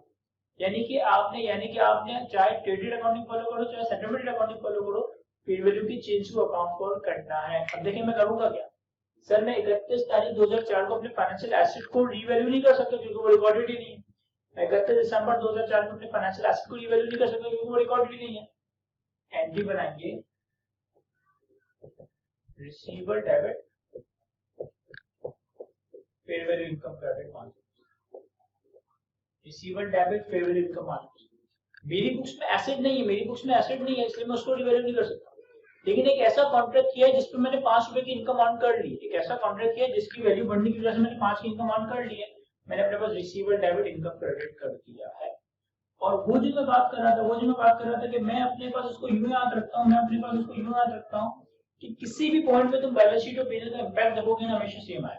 यहाँ देखिए कैसे, सर हमारे पास क्रेडिट अकाउंटिंग में बैलेंस शीट पे एक एसेट रिकॉर्डेड है 5 रुपए का, 1000 रुपए की लायबिलिटी रिकॉर्डेड है, 5 रुपए से मजीद एसेट रिकॉर्डेड है। तो हमारी बैलेंस शीट पे नेट एसेट्स कितने के? सर आपकी बैलेंस शीट पे नेट एसेट्स 5 रुपए के, 1000 का एसेट, 1000 की लायबिलिटी, 5 रुपए का नेट एसेट 5 रुपए। और हमारे पीएनएल में इनकम कितनी की रिकॉर्डेड है? इनकम की रिकॉर्डेड है 5 रुपए। क्या सेटलमेंट डेट अकाउंटिंग में भी ऐसा ही है? Yes sir, settlement date accounting में आपकी बैलेंस शीट पे 5 रुपए का रिसीवर है यानी कि 5 रुपए का नेट एसेट है और पीएनएल में इनकम रिकॉर्डेड है कितने की? तो क्रेडिट अकाउंटिंग और सेटलमेंट डेट अकाउंटिंग के सवालों को आपने चेक करना हो कि मैं सही कर रहा हूं या नहीं कर रहा हूं। तो बड़ा सिंपल सवाल है, कोई मसला ही नहीं है। लेकिन जैसे जैसे मैं आगे बढ़ूंगा तो मैं आपको कंक्लूड करके बताऊंगा कि आप किसी पॉइंट पे चेक करोगे ना आपका बैलेंस शीट आपका पीएनएल का नेट इंपैक्ट सेम आ रहा होगा। सर सेटलमेंट डेट पे क्या होगा? यहाँ देखिए 5/1/2005। अब आपके पास फाइनेंशियल एसेट आ रहा है, उसको फेयर वैल्यू रिकॉर्ड कर लेते हैं। Financial asset fair value period debit कितना सर? 1007। मुझे कैश कितना पे करना है? सर कैश पे करना है 1000। सर आपने इस एसेट से बैक पे, इस एसेट के बैक पे रिसीवर रिकॉर्ड किया हुआ है। अब तो एसेट ही आ गया ना तो उस रिसीवर को रिकॉग्नाइज करें। और 2 रुपए की आपकी मजीद इनकम हुई है, 2 रुपए की मजीद इनकम हुई है आपके पास। अगेन यहाँ और यहाँ भी नेट इम्पैक्ट देखोगे सेम ही आएंगे, यहाँ और यहाँ भी नेट इम्पैक्ट देखोगे सेम ही आएंगे। कैसे? सर 2 रुपए पीनल में 2 रुपए पीनल, टोटल आपके पास 1007 का एसेट है, टोटल आपके पास 1007 का एसेट है। यहाँ भी ऐसा ही आपके पास, आपने तो लायबिलिटी पे कर दी तो 1005 का एसेट ये और 2 रुपए से आपने एसेट नहीं दिया तो 1007 का आपके पास एसेट 1007 का। बड़ा सिंपल सा केस था क्योंकि इतनी टेक्निकलिटी नहीं है, बेसिकली प्रैक्टिस क्वेश्चन है। उसके बाद जब हम आगे के सवाल लिखेंगे तो वो थोड़ी मुश्किल होंगे। कॉपी करें तो फिर इसको हम इसी सवाल को हम फिर अमोर्टाइज्ड कॉस्ट मेथड के हिसाब से सॉल्व कर रहे हैं। जल्दी से कॉपी करने से यहाँ देखिए सर अमोर्टाइज्ड कॉस्ट के हिसाब से तो और आसान हो जाएगा ये सवाल। अगर अमोर्टाइज्ड कॉस्ट के हिसाब से सॉल्व करें, एक दफा ट्रेडेड अकाउंटिंग, एक दफा settlement accounting.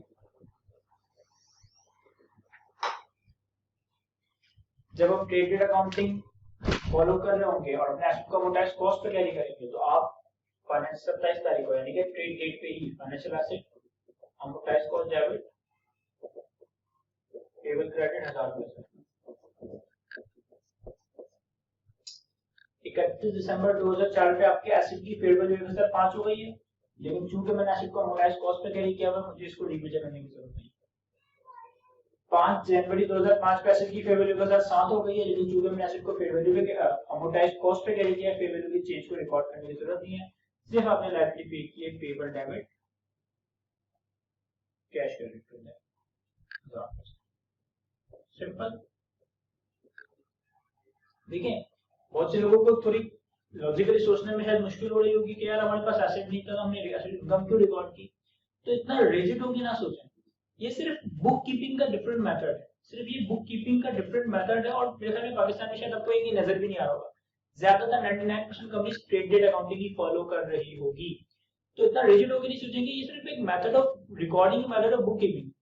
In any case अगर ईयर एंड तक मैंने कोई इनकम अर्न कर ली है, इनकम रिकॉग्नाइज करनी है, कोई इनकम मेरी वर्चुअली सर्टेन है, कोई इनकम मैंने अर्न कर ली, मैंने रिकॉग्नाइज करनी है, बैक पे फिर रिसीवेबल का एसेट रिकॉर्ड कर दूंगा और एसेट नहीं। सेम इसी तरह की थोड़ी अजीब सी बात हम सेल वाले केस में भी देखेंगे, लेकिन हम इतना याद रखेंगे कि ये कोई अकाउंटिंग प्रिंसिपल्स का डिफरेंस नहीं है, ये अकाउंटिंग पॉलिसी का डिफरेंस है, ये सिर्फ बुक कीपिंग के डिफरेंट तरीके हैं।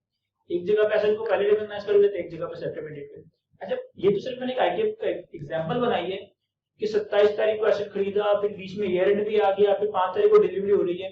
प्रैक्टिकली ये T1 T+1 या T+2 पे ही चल रहा होता तो इतनी ज्यादा मुश्किल भी नहीं हो रही होती, कोई इतना बहुत मेजर फर्क नहीं आ रहा। सेटलमेंट डेट में क्या होगा सर, 27 तारीख में भी कोई एंट्री नहीं बनाऊंगा, 31 तारीख पे फिर एसेट फेयर वैल्यू, एसेट की फेयर वैल्यू 1005 हो गई, लेकिन हमने अमोर्टाइज कॉस्ट पे नहीं किया है, कोई डायरेक्ट नहीं। डायरेक्ट सेटलमेंट डेट पे यानी कि 5 जनवरी 2005 पे financial asset amortise cost debit cash flow, simple. इतना सिंपल एग्जाम में नहीं आता वैसे, फिर भी कॉन्सेप्ट बनाने के लिए मैंने बनाया सवाल। जल्दी से कॉपी करें सर इसे, तो फिर हम एक सेल का केस देखते हैं। चलिए सर आगे बढ़ते हैं। सेम आसान सा सवाल सेल ऑफ फाइनेंशियल एसेट के केस में, question number 16। An entity acquired an asset on 1st January 2004 for ₹1000. On 27th December 2004, entity entered into a contract to sell the financial asset for ₹1100. Company ने 1000 रुपए का asset purchase किया था साल के शुरू में। 27 दिसंबर 2004 पे कंपनी ने उसको बेचने का कॉन्ट्रैक्ट किया, कितने में, 1100 रुपए में।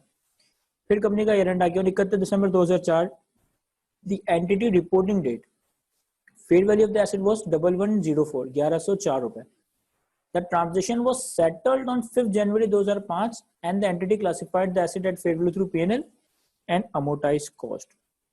How should the transaction be recognized, accounted for under the trade date accounting and settlement date accounting?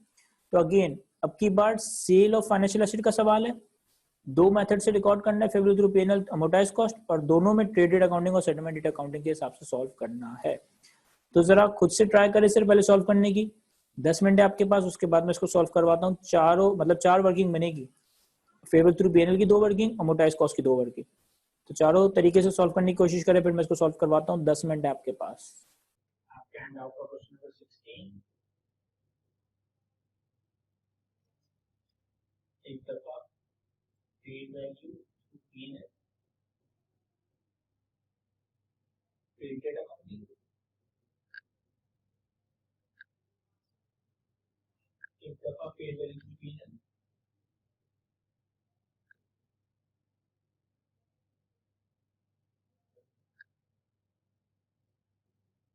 Settlement date accounting. Asset को मैंने परचेज किया था 1 जनवरी पे, वो मैं रिकॉर्ड नहीं कर रहा, मैंने डिस्पोज ऑफ किया सर 27 दिसंबर 2004 पे। यहाँ देखें ट्रेड डेट अकाउंटिंग में तो क्या होगा सर, 27 दिसंबर 2004 पे आपने कितने का बेचा है, 1100 रुपए। तो आपने एसेट को फेयर वैल्यू पे लेकर आओगे, financial asset fair value through P&L debit, P&L credit, कितना सर 100 रुपए। कैसे 1100 और 1000 का डिफरेंस, ठीक है। फिर आपने एसेट को बेच दिया, तो आपके पास रिसीवर डेबिट 1100, सही, financial asset fair value through P&L credit 1100, सही है, सिंपल। Yes sir. इसके बाद आ गया हमारी कंपनी का ईयर एंड। ईयर एंड पे एसेट की फेयर वैल्यू कितनी होगी सर, ईयर एंड पे एसेट की फेयर वैल्यू हो गई 1104 रुपए, लेकिन हमारे पास तो एसेट ही नहीं है, तो कोई डिवैल्यूएशन नहीं है। इसके बाद आ गया sir settlement date. Settlement date क्या सर, 5 जनवरी 2004। एसेट तो ऑलरेडी डिलीवर हुआ, बस मुझे कैश मिलेगा, तो cash debit 1100, receiver credit 1100, simple हो गया। अगर यही एसेट मैंने fair value through PnL category में रखा होता तो यहाँ देखें 27 दिसंबर 2004 को, क्योंकि मैं सेटलमेंट डेट फॉलो कर रहा हूँ, क्योंकि मैं सेटलमेंट डेट फॉलो कर रहा हूँ तो मैं ट्रेड डेट पे कोई अकाउंटिंग एंट्री नहीं बनाऊंगा, क्योंकि मैं सेटलमेंट डेट फॉलो कर रहा हूँ तो मुझे ट्रेड डेट पे कोई अकाउंटिंग एंट्री बनाने की जरूरत नहीं। सर ईयर एंड आएगा, अब यह गौर से सुनिए, ईयर एंड पे आपका एसेट फेयर वैल्यू पे जाएगा क्योंकि एसेट रिकॉग्नाइज्ड है, एसेट बुक्स में रिकॉग्नाइज्ड है, तो ईयर एंड पे एसेट को फेयर वैल्यू पे लाना पड़ेगा, बिल्कुल लाना पड़ेगा। एसेट कितने में रिकॉर्डेड है? 1000 रुपए। एसेट कितने में रिकॉर्डेड है सर? 1000 रुपए। तो financial asset fair value PnL debit PnL credit solve. Sir 1000 रुपए में एसेट रिकॉर्डेड है, 31 दिसंबर पे एसेट की फेयर वैल्यू 1100 नहीं 1104 हो गई। 31 दिसंबर पे एसेट की फेयर वैल्यू 1100 नहीं लेकिन 1104 हो गई है। मुझे ये बताया कि 31 दिसंबर पे एसेट की फेयर वैल्यू 1104 है, लेकिन आप उस एसेट को कितने का बेचने का कॉन्ट्रैक्ट कर सकते हो। देखिए फेयर वैल्यू क्या चीज है कि मेरे पास एक एसेट है, मेरे पास एक एसेट है, उसको मैं बेच के क्या हासिल कर सकता हूँ, मैं उसको बेच के क्या वैल्यू रिकॉग्नाइज कर सकता हूँ। अगर मैंने एक एसेट को 1000 रुपए के एसेट को 1100 में बेचने का कॉन्ट्रैक्ट कर लिया, अगर मैंने एक एसेट को 1100 रुपए में बेचने का कॉन्ट्रैक्ट कर लिया और ईयर एंड पे उसकी एक्चुअल मार्केट वैल्यू 1104 भी हो जाती है, तो मेरे लिए तो फेयर वैल्यू 1100 पे लॉक हो गई ना भाई। अगर मैंने एक चीज को बेचने का कॉन्ट्रैक्ट कर लिया है 1100 रुपए में और उसकी फेयर वैल्यू 1104 हो जाती है, तो मेरे लिए तो फेयर वैल्यू 1100 के हद तक लॉक हो गई, मेरे लिए तो फेयर वैल्यू 1100 रुपए फिक्स्ड हो गई। सर मैं अपने एसेट को 1100 तक ला कर वही बात।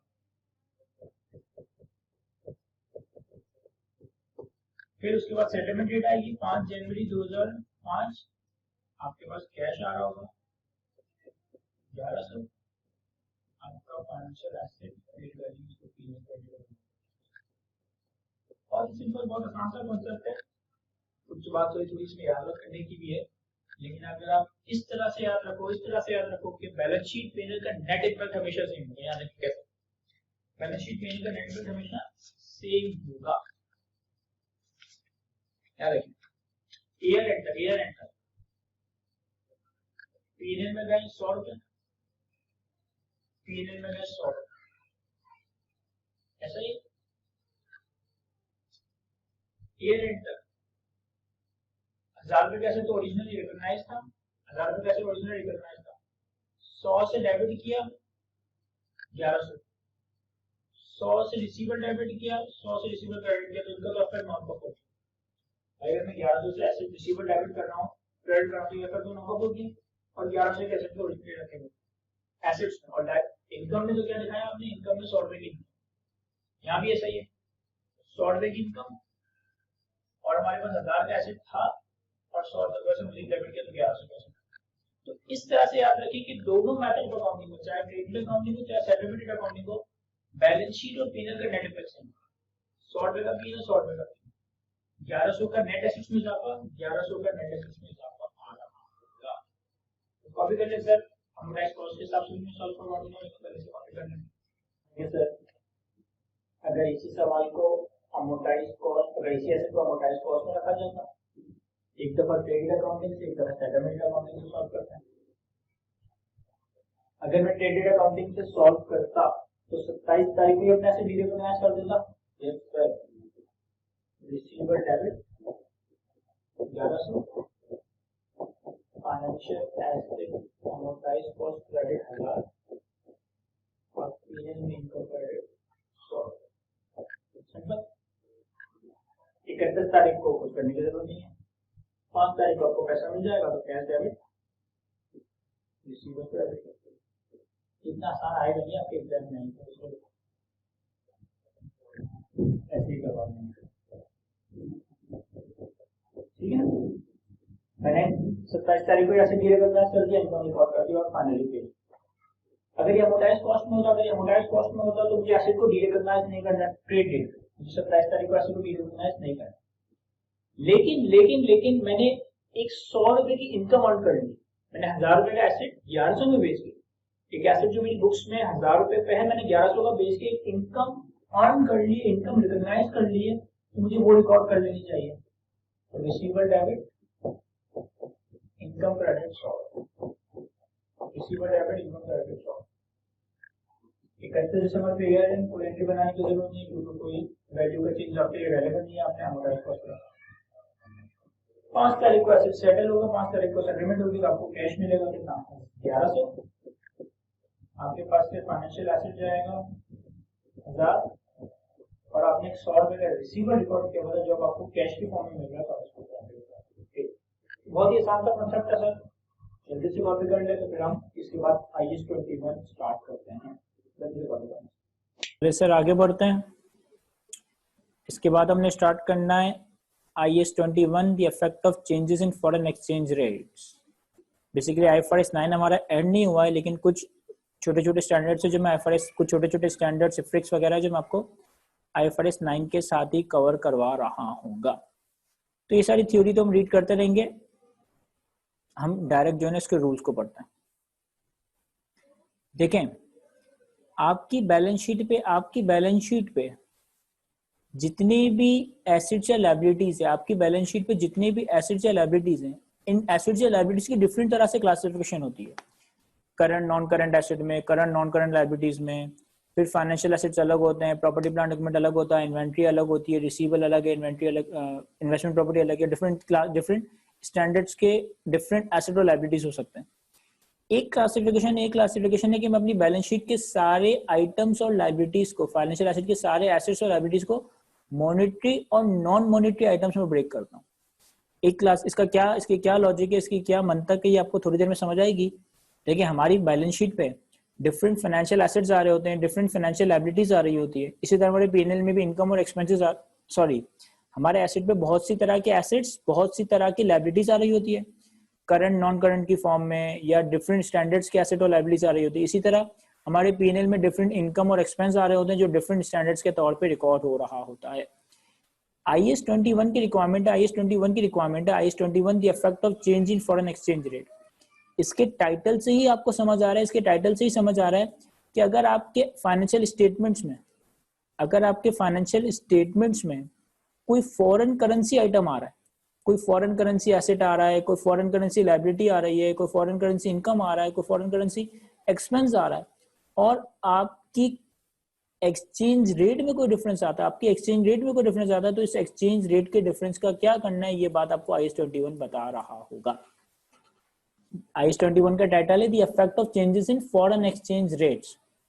अगर आपकी बैलेंस शीट पे डिफरेंट फॉरेन करेंसी, देखें, एक तो हमारी लोकल करेंसी है जिसमें हम अपने फाइनेंशियल स्टेटमेंट जनरली बना रहे होते हैं। अगर पाकिस्तान में हो तो PKR, लेकिन ऐसा भी तो हो सकता है कि अगर मैं पाकिस्तान में हूँ लेकिन मेरी बैलेंस शीट पे या मेरी कंपनी की जो ओनरशिप है उसमें बहुत सारी फॉरेन करेंसी आइटम्स आ रहे हो, कोई फॉरेन करेंसी एसेट्स आ रहे हो, कोई फॉरेन करेंसी लायबिलिटीज आ रही हो, कोई फॉरेन करेंसी इनकम या एक्सपेंस आ रही हो। तो इन चीजों को मुझे अपनी प्रेजेंटेशन करेंसी लोकल करेंसी में कन्वर्ट करना पड़ेगा, और जब मैं इनको कन्वर्ट करूंगा तो फॉरेन एक्सचेंज गेन और लॉस का क्या ट्रीटमेंट होगा, फॉरेन एक्सचेंज गेन और लॉस का क्या करना होगा, कैसे करना होगा, ये मुझे IAS 21 बता रहा होगा। अब IAS 21 आपके सारे बैलेंस शीट के आइटम्स को, IAS 21 आपके सारे बैलेंस शीट को आइटम्स को मॉनेटरी या नॉन मॉनेटरी आइटम में ब्रेक रखता है। मॉनेटरी या नॉन मॉनेटरी आइटम में ब्रेक रखता है। किस तरह से वो ब्रेक करता है? Is there a right/obligation to deliver fixed/determinable amount of currency units? बड़ी अजीब सी बात कह रहे हैं, मैं आपको आसान से समझाता हूँ। आप यूं समझो, आप यूं याद रखो, आपकी बैलेंस शीट पे जो भी एसेट या लायबिलिटीज आ रही हैं, उनकी लाइफ का नेक्स्ट फेज क्या है? आपके एसेट पे जितने बैलेंस शीट पे एसेट या लायबिलिटीज आ रही हैं, उनकी लाइफ का नेक्स्ट फेज क्या है? अगर उनकी लाइफ का नेक्स्ट फेज कैश इनफ्लो या कैश आउटफ्लो होना, तो वो मॉनेटरी आइटम है। अगर उनकी लाइफ का नेक्स्ट फेज कैश इनफ्लो या आउटफ्लो नहीं है तो वो नॉन मॉनेटरी आइटम है। क्या कह रहे हैं सर आप? मैं कह रहा हूं आप अपनी बैलेंस शीट, आपको ये मालूम करना है कि मेरी बैलेंस शीट पे जो एसेट्स और लायबिलिटीज आ रहे हैं, क्या ये मॉनेटरी आइटम है, क्या ये नॉन मॉनेटरी आइटम है? इसका जवाब मैंने दिया कि तुमने ये देखना है कि हमारी बैलेंस शीट पे जो एसेट या लायबिलिटीज आ रही हैं, उनकी जिंदगी का अगला जो स्टेज है वो क्या होगा। अगर वो कैश इनफ्लो या आउटफ्लो हो तो वो मॉनेटरी आइटम है, अदरवाइज वो नॉन मॉनेटरी आइटम है। इन्होंने ये चीज थोड़ी अंग्रेजी में लिखी तो मैं मुश्किल लग रही है, लेकिन लिखा यही है, is there a right/obligation to deliver fixed/determinable amounts of currency units? If yes, it is monetary item. If no, it is non-monetary item. Example देखें, trade receivable, trade payable, investment in debt securities, bank accounts, cash, lease liability, tax payable, ये सारी वो चीजें जो कि आपकी balance sheet में, जो कि आपकी कंपनी की बुक्स में या तो कैश लेकर आएगी या कैश लेकर जाएगी, ये मॉनिटरी आइटम है।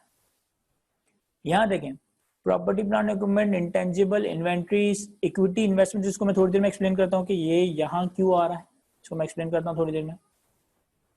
Biological asset, share capital, reserve, other component of equity, ये सारी वो चीजें हैं जो कि आपकी बैलेंस शीट पे अगला स्टेज कैश इनफ्लो या आउटफ्लो का नहीं होगा, बल्कि कोई और इकोनॉमिक बेनिफिट होगा। अब जैसे लेट्स से कि प्रॉपर्टी, प्लांट, इक्विपमेंट है, प्रॉपर्टी, प्लांट एंड इक्विपमेंट से पहले इकोनॉमिक रिसोर्सेज कंज्यूम होंगे इन द फॉर्म ऑफ डेप्रिसिएशन, इससे कोई ना कोई प्रोडक्ट बनाई जाएगी, कोई ना कोई सर्विस जनरेट होगी, फिर वो प्रोडक्ट मार्केट में सेल होगी तो आपके पास कैश आएगा। सेम अगर इंटेंजिबल है तो इंटेंजिबल से economic benefit in the form of amortisation मिलता है। अगर आपकी बैलेंस शीट पे इन्वेंट्रीज है, बायोलॉजिकल एसेट्स है, तो पहले ये रिसीवेबल में कन्वर्ट होते हैं, पहले ये इकोनॉमिक बेनिफिट में कन्वर्ट होते हैं, फिर वो रिसीवेबल कैश में कन्वर्ट होता है। तो ये सारे वो एसेट्स हैं जो कि आपके लिए नॉन मॉनेटरी आइटम है। रीजन भी इनकी लाइफ का सेकंड फेज कैश इनफ्लो या आउटफ्लो नहीं है। तो बड़ा आसान जुगाड़ू तरीके से हमने इसको याद रखा हुआ है। अगर एक आइटम का लाइफ का नेक्स्ट फेज कैश इनफ्लो या आउटफ्लो है तो monetary item, otherwise non monetary item. अच्छा, इक्विटी इन्वेस्टमेंट देखें, आपके पास जो फाइनेंशियल एसेट्स थे ना, उसमें दो चीजें थी, एक डेट इन्वेस्टमेंट और इक्विटी इन्वेस्टमेंट। डेट इन्वेस्टमेंट को मैंने मॉनेटरी आइटम्स में लिखा है, जबकि इक्विटी इन्वेस्टमेंट को मैंने नॉन मॉनेटरी आइटम में लिखा है। इसका रीजन सुनिएगा। जब हमारे पास कोई डेट इन्वेस्टमेंट होता है, यानी कि हमें कोई ना कोई कॉन्ट्रेक्चुअल कैश फ्लोज मिलेंगे in the form of principal, in the form of interest, तो ये मॉनेटरी आइटम है, लेकिन अगर हमारे पास किसी कंपनी के शेयर्स हैं, तो हमने थोड़ी देर पहले ही कवर किया कि शेयर्स क्या रिप्रेजेंट करते हैं। सर, शेयर्स रिप्रेजेंट करते हैं एक कंपनी के अंदर रेजिडुअल इंटरेस्ट। शेयर्स रिप्रेजेंट करते हैं शेयर होल्डर का कंपनी के अंदर रेजिडुअल इंटरेस्ट, यानी कि कंपनी अपनी लायबिलिटीज पे वगैरह करके जो नेट एसेट्स रह जाएंगे वो शेयर होल्डर को दिए जा रहे होंगे। तो कंपनी के शेयर होल्डर का कंपनी के इक्विटी इन्वेस्टमेंट्स की फॉर्म में नेट इंटरेस्ट होता है, रेजिडुअल इंटरेस्ट होता है, तो वो बाकी सारे एसेट्स को रिप्रेजेंट कर रहा होता है। यहाँ जरूरी नहीं है कि हमें नेट कैश ही मिल रहा हो। भाई अगर लेट्स से कि मेरे पास एक कंपनी के लेट्स से शेयर्स हैं, कल को वो कंपनी वाइंड अप हो जाती है, तो कंपनी करेगी क्या? सारे नेट एसेट्स अपने शेयर होल्डर में डिस्ट्रीब्यूट करेंगे। तो हो सकता है इसमें कंपनी की प्लांट एंड मशीनरी भी हो, इन्वेंट्री भी हो, और डिफरेंट तरह की चीजें आ रही हो। जब फिर कुछ लोगों के जहन में आ रहा होगा कि सर अगर मैं शेयर सेल परचेस करता हूँ, तो मुझे तो कैश ही पे करना है, मुझे तो कैश ही मिलना है, तो वो मॉनेटरी आइटम नहीं होना चाहिए। नहीं, अगर आप किसी कंपनी के शेयर्स बाय सेल करते हो तो उसकी ट्रेडिंग करना आपके हाथ में है। लेकिन अगर मैं शेयर्स के बैक पे आपका इकोनॉमिक बेनिफिट पूछूं, तो शेयर्स के बैक पे आपका इकोनॉमिक बेनिफिट रेजिडुअल इंटरेस्ट ही है, यानी कि इन्वेस्टी कंपनी के नेट एसेट्स में जो आपका हिस्सा है वो रेजिडुअल इंटरेस्ट इक्विटी इन्वेस्टमेंट है। इस वजह से ये नॉन मॉनेटरी आइटम है। तो आपने सबसे पहले करना ये कि अपनी एसेट्स और लायबिलिटीज को मॉनेटरी और नॉन मॉनेटरी में बाइफरकेट करना है। फिर अब गौर से सुनिएगा, आसान से रूल्स हैं। अगर कोई फॉरेन करेंसी मॉनेटरी आइटम है, तो इररिस्पेक्टिव ऑफ द फैक्ट कि वो कौन से स्टैंडर्ड में किस मॉडल में कैरी हो रहा है, हर साल के आखिर में उसे आप अपडेटेड एक्सचेंज रेट पर लेकर आओगे। जो भी ईयर एंड पे, जो भी रिपोर्टिंग डेट पे एक्सचेंज रेट होगा, उसमें अपनी लोकल करेंसी में, प्रेजेंटेशन करेंसी में कन्वर्ट करोगे।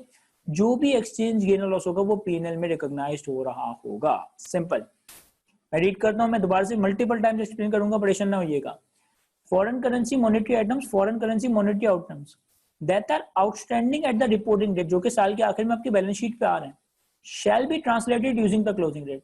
साल के आखिर में जो भी कन्वर्जन रेट होगा, साल के आखिर में जो भी एक्सचेंज रेट होगा, आप उसे उस पे कन्वर्ट करोगे। अब जाहिर है जब आप अपने foreign currency balance sheet items को पीकेआर में कन्वर्ट करोगे, लोकल करेंसी में कन्वर्ट करोगे, तो एक्सचेंज गेन या उसको लॉस कैलकुलेट होगा। इस एक्सचेंज गेन या लॉस को हम पीएनएल में रिकॉग्नाइज कर रहे होंगे। दोबारा सुने, मॉनेटरी आइटम कोई भी एसेट हो, मॉनेटरी आइटम कोई भी लायबिलिटी हो, किसी भी स्टैंडर्ड में, किसी भी मॉडल में कैरी हो रहा हो, चाहे कॉस्ट मॉडल पे हो, चाहे हिस्टोरिकल कॉस्ट मॉडल पे हो, चाहे अमोर्टाइज कॉस्ट पे हो, चाहे फेयर वैल्यू मॉडल पे हो, अगर मॉनेटरी आइटम है किसी भी स्टैंडर्ड में हो, किसी भी मॉडल में हो, हर साल के आखिर में उससे अपडेटेड एक्सचेंज रेट पे कन्वर्ट करोगे। जो भी एक्सचेंज गेन और लॉस आएगा वो आपका पीएनएल में जाएगा। नॉन मॉनेटरी आइटम ऐसा नहीं है, नॉन मॉनेटरी आइटम ऐसा नहीं है। नॉन मॉनेटरी आइटम को बाइफरकेट करना है, नॉन मॉनेटरी आइटम को बाइफरकेट करना है और आपने देखना है कि क्या non monetary item historical cost पे कैरी हो रहा है या non monetary item fair value पे कैरी हो रहा है।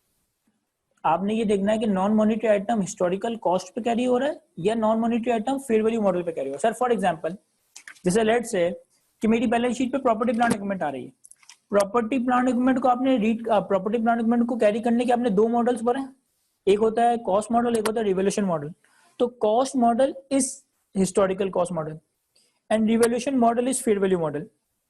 ये आईएफआरएस 9 का फेयर वैल्यू मॉडल नहीं है, ये मैं सिर्फ एक बात बता रहा हूँ कि नॉन मॉनेटरी आइटम्स या तो हिस्टोरिकल कॉस्ट पे कैरी हो रहे होंगे या non monetary items fair value पे कैरी होंगे डिपेंडिंग अपॉन द स्टैंडर्ड्स।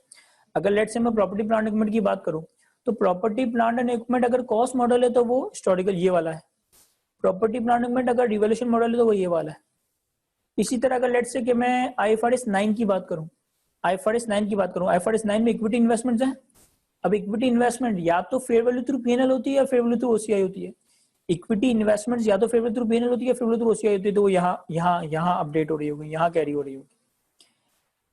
सुनिएगा, अगर non monetary item historical cost पे कैरी हो रहा है, आपने इसके फॉरेन एक्सचेंज गेन और लॉस को कंसिडर करने की जरूरत नहीं है।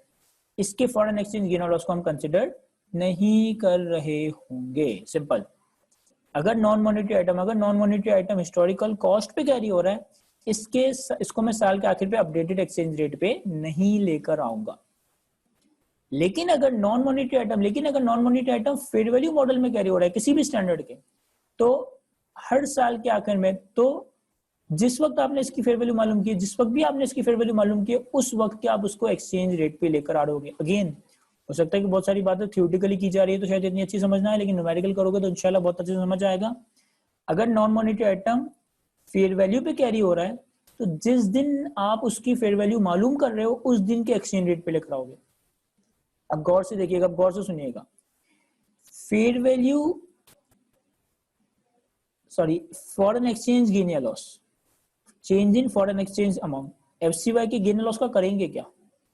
सर एफसीवाई के गेन लॉस को वैसे ही रिकॉर्ड करेंगे, एफसीवाई के गेन लॉस को वैसे ही रिकॉर्ड करेंगे जैसे आप फेयर वैल्यू के चेंज को रिकॉर्ड करते हैं। क्या मतलब? अगर फेयर वैल्यू का गेन और लॉस पीनल में जाता है, अगर फेयर वैल्यू का गेन और लॉस पीनल में जाता है, फॉरेन एक्सचेंज गेन और लॉस भी पीनल में लेके चल जाएंगे। अगर फेयर वैल्यू का गेन और लॉस ओसीआई में जाता है, अगर फेयर वैल्यू का गेन और लॉस ओसीआई में जाता है,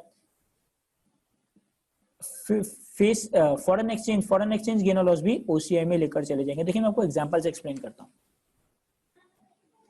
हमारे पास आईएफआरएस 9 में फाइनेंशियल एसेट में डेट इन्वेस्टमेंट था। Sir debt investment monetary item है या नॉन मॉनेटरी आइटम है? डेट इन्वेस्टमेंट मॉनेटरी आइटम है या नॉन मॉनेटरी आइटम है? सर डेट इन्वेस्टमेंट आपने अभी ऊपर एग्जांपल में बताया कि मॉनेटरी आइटम है। अब ये या तो अमोर्टाइज कॉस्ट पे हो, या तो ये अमोर्टाइज कॉस्ट पे हो, या ये फेयर वैल्यू थ्रू पीएनएल पे हो,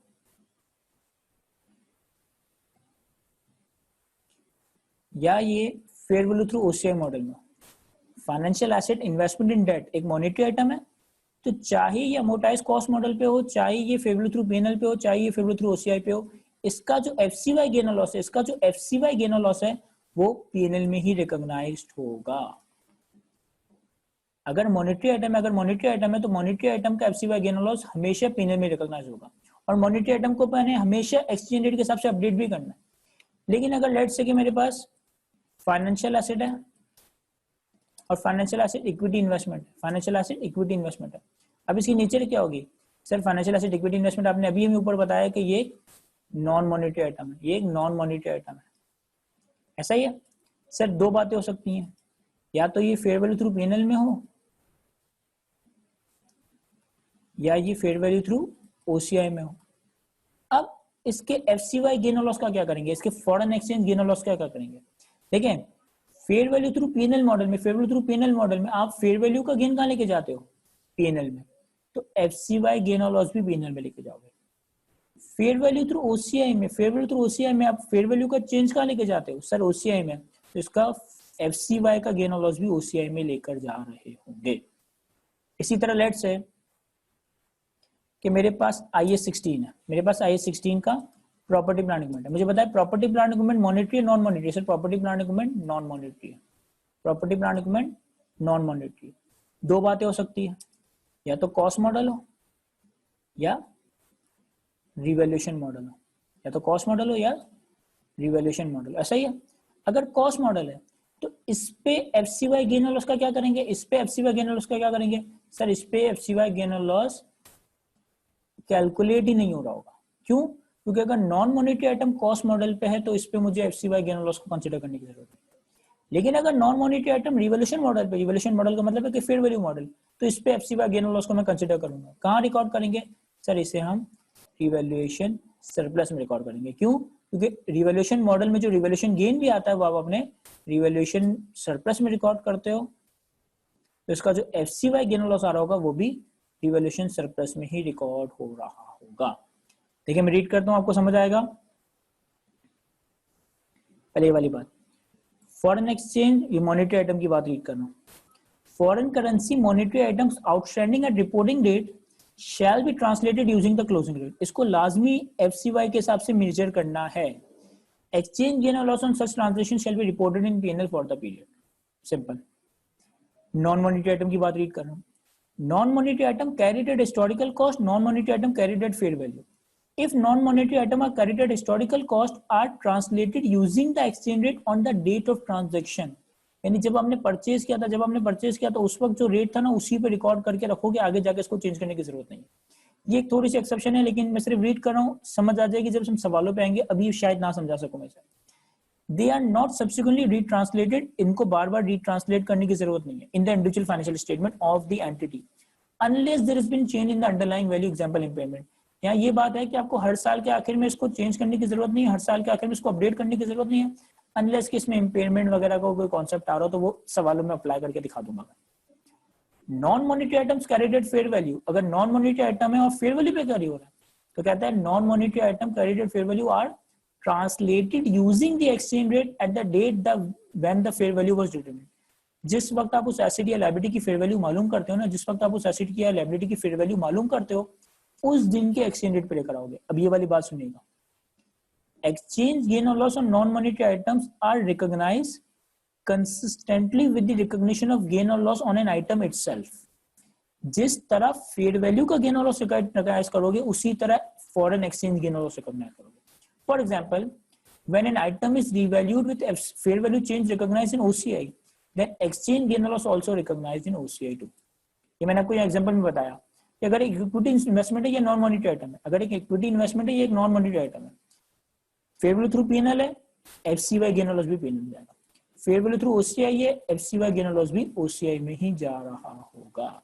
सर यहाँ देखिए मैं कुछ चीजें आप लोगों को बोर्ड पे एक्सप्लेन करता हूँ, बोर्ड पे कॉपी करेंगे कुछ चीजें और फिर मैं एक्सप्लेन भी करता हूँ साथ साथ।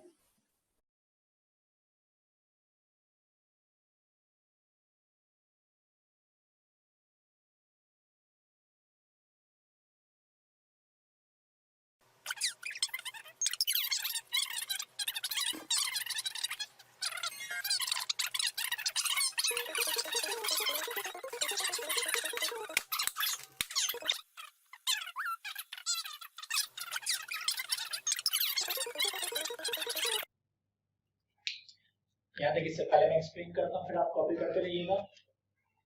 IS21 सबसे पहले मैं अपनी बैलेंस शीट, अपनी पीएनएल के आइटम्स को मॉनेटरी आइटम या नॉन मॉनेटरी आइटम में बाइफरकेट करूँ। मैंने इसकी आसान सी जुगाड़ ये बताई आपको। आपने ये देखना है कि आपकी बैलेंस शीट पे जो भी एसेट या लायबिलिटीज आ रही है, आपकी एसेट बैलेंस शीट पे जो भी एसेट या लायबिलिटीज आ रही है, उनकी लाइफ का नेक्स्ट फेज क्या है। अगर उनकी लाइफ का नेक्स्ट फेज कैश इनफ्लो या आउटफ्लो है तो वो मॉनेटरी आइटम। अगर उनकी लाइफ का नेक्स्ट फेज कैश इनफ्लो या आउटफ्लो है तो वो मॉनेटरी आइटम, अदरवाइज वो नॉन मॉनेटरी आइटम, अदरवाइज वो नॉन मॉनेटरी आइटम। इसकी एग्जांपल में क्या था सर? रिसीवल। रिसीवल का अगला फेज क्या है? Cash inflow. इसकी एग्जांपल में क्या था? पेबल। पेबल का नेक्स्ट फेज क्या है? Cash outflow. इसकी एग्जांपल में क्या था? Date investment. डेट इन्वेस्टमेंट में मुझे इंटरेस्ट मिलता है, प्रिंसिपल मिलता है, cash inflow monetary item.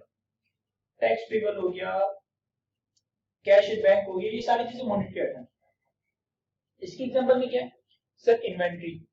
Inventory पहले रिसीवर में कन्वर्ट होती है फिर कैश में कन्वर्ट होती है। प्रॉपर्टी प्लांट, प्रॉपर्टी प्लांट में पहले डेप्रिशिएट होता है, एसेट बनता है, फिर वो सेल होता है। बायोलॉजिकल एसेट, बायोलॉजिकल एसेट पहले रिसीवर में कन्वर्ट होगा फिर एसेट के तौर पे सेल होगा। तो यहाँ वो चीजें आ रही होंगी जिनकी लाइफ का नेक्स्ट फेज कैश इनफ्लो या आउटफ्लो नहीं होगा। यहाँ वो आएगा जिसकी लाइफ का नेक्स्ट फेज कैश इनफ्लो या आउटफ्लो। अगर मैं IFRS 9 की हद तक बात करूँ ना, अगर मैं IFRS 9 की हद तक बात करूँ, अभी जो मैं IFRS 9 देखा हूँ, तो जो आपकी बैलेंस शीट पे, जो आपकी बैलेंस शीट पे डेट इन्वेस्टमेंट है ना, आपकी बैलेंस शीट में जो फाइनेंशियल एसेट और डेट इन्वेस्टमेंट है, ये मॉनेटरी आइटम है। आपकी फाइनेंशियल लायबिलिटी, आपकी बैलेंस शीट में फाइनेंशियल लायबिलिटी, ये मॉनेटरी आइटम है। अगर मैं बात करूं नॉन मॉनेटरी आइटम की, तो सर हमारी बैलेंस शीट में जो इक्विटी इन्वेस्टमेंट है ना, हमारी बैलेंस शीट में जो इक्विटी इन्वेस्टमेंट है, ये नॉन मॉनेटरी आइटम। सही। देखिए मॉनेटरी आइटम, मॉनेटरी आइटम किसी भी मेथड के थ्रू कैरी हो, चाहे कॉस्ट मॉडल के थ्रू, चाहे फेयर वैल्यू मॉडल के थ्रू। मॉनेटरी आइटम किसी भी मेथड के थ्रू कैरी हो, चाहे कॉस्ट मॉडल के थ्रू, चाहे फेयर वैल्यू मॉडल के थ्रू। हर साल के आखिर में, हर साल के आखिर में इसे मैं अपडेटेड फॉरेन एक्सचेंज रेट पे लेकर आ रहा हूँ। हर साल के आखिर में हम इसे अपडेटेड फॉरेन एक्सचेंज रेट पे लेकर आए। जो भी फॉरेन करेंसी गेन या लॉस आएगा, जो भी फॉरेन करेंसी का चेंज होगा, जो भी FCY गेन या लॉस होगा, ये हमारा P&L में। सिंपल, यहाँ तो कोई मुश्किल चीज ही नहीं है। अगर आपने देखा ना मॉनेटरी आइटम है, हर साल के आखिर के एक्सचेंज रेट पे लेकर आप FCY गेन लॉस पे। नॉन मॉनेटरी आइटम में थोड़ी मेहनत है। नॉन मॉनेटरी आइटम को आपको ये देखना है कि नॉन मॉनेटरी आइटम इटसेल्फ किस मॉडल में कैरी हो रहा है। नॉन मॉनेटरी आइटम इटसेल्फ किस मॉडल में कैरी हो रहा है। हो सकता है हिस्टोरिकल कॉस्ट मॉडल, हो सकता है हिस्टोरिकल कॉस्ट मॉडल, हो सकता है फेयर वैल्यू मॉडल, हो सकता है फेयर वैल्यू मॉडल। अगर हिस्टोरिकल कॉस्ट मॉडल है, FCY के चेंज को कंसीडर करने के लिए, अगर हिस्टोरिकल कॉस्ट मॉडल है, और मैं इसकी एग्जांपल भी दूंगा, अगर हिस्टोरिकल कॉस्ट मॉडल है, फॉरेन करेंसी की गेन और लॉस को अकाउंट फॉर करने की जरूरत ही नहीं है। छोटी कुछ एक्सेप्शन है वो बता दूंगा। अगर फेयर वैल्यू मॉडल है, अगर फेयर वैल्यू मॉडल है, तो जिस दिन तुम फेयर वैल्यू मालूम कर रहे हो, जिस दिन आप फेयर वैल्यू मालूम कर रहे हो, उस दिन का एक्सचेंज रेट के हिसाब से अपडेट कर देना, उस दिन के हिसाब से एक्सचेंज रेट के हिसाब से अपडेट कर देना। और सर एक्सचेंज गेन या लॉस को कहां लेके जाएंगे, FCY गेन या लॉस को कहां लेके जाएंगे सर, FCY गेन या लॉस को वहीं लेकर जाएंगे जहां फेयर वैल्यू की गेन या लॉस लेके जाएंगे। FCY फॉरेन एक्सचेंज गेन या लॉस को वहीं लेकर जाएंगे जहां फेयर वैल्यू गेन और लॉस को लेकर जाते हैं। क्या मतलब, देखिए एग्जांपल सुनिए। लेट्स से कि IAS 16 कॉस्ट मॉडल, अगर मैंने IAS 16 में प्रॉपर्टी मैनेजमेंट को कॉस्ट मॉडल में रखा, तो ये प्रॉपर्टी मैनेजमेंट एक नॉन मॉनेटरी आइटम है, यस सर। कॉस्ट मॉडल में कैरी हो रहा है, यस सर। इस पे FCY गेन और लॉस को कंसीडर करने की जरूरत है। लेकिन अगर लेट्स से कि IAS 16 revaluation model, IAS 16 revaluation model,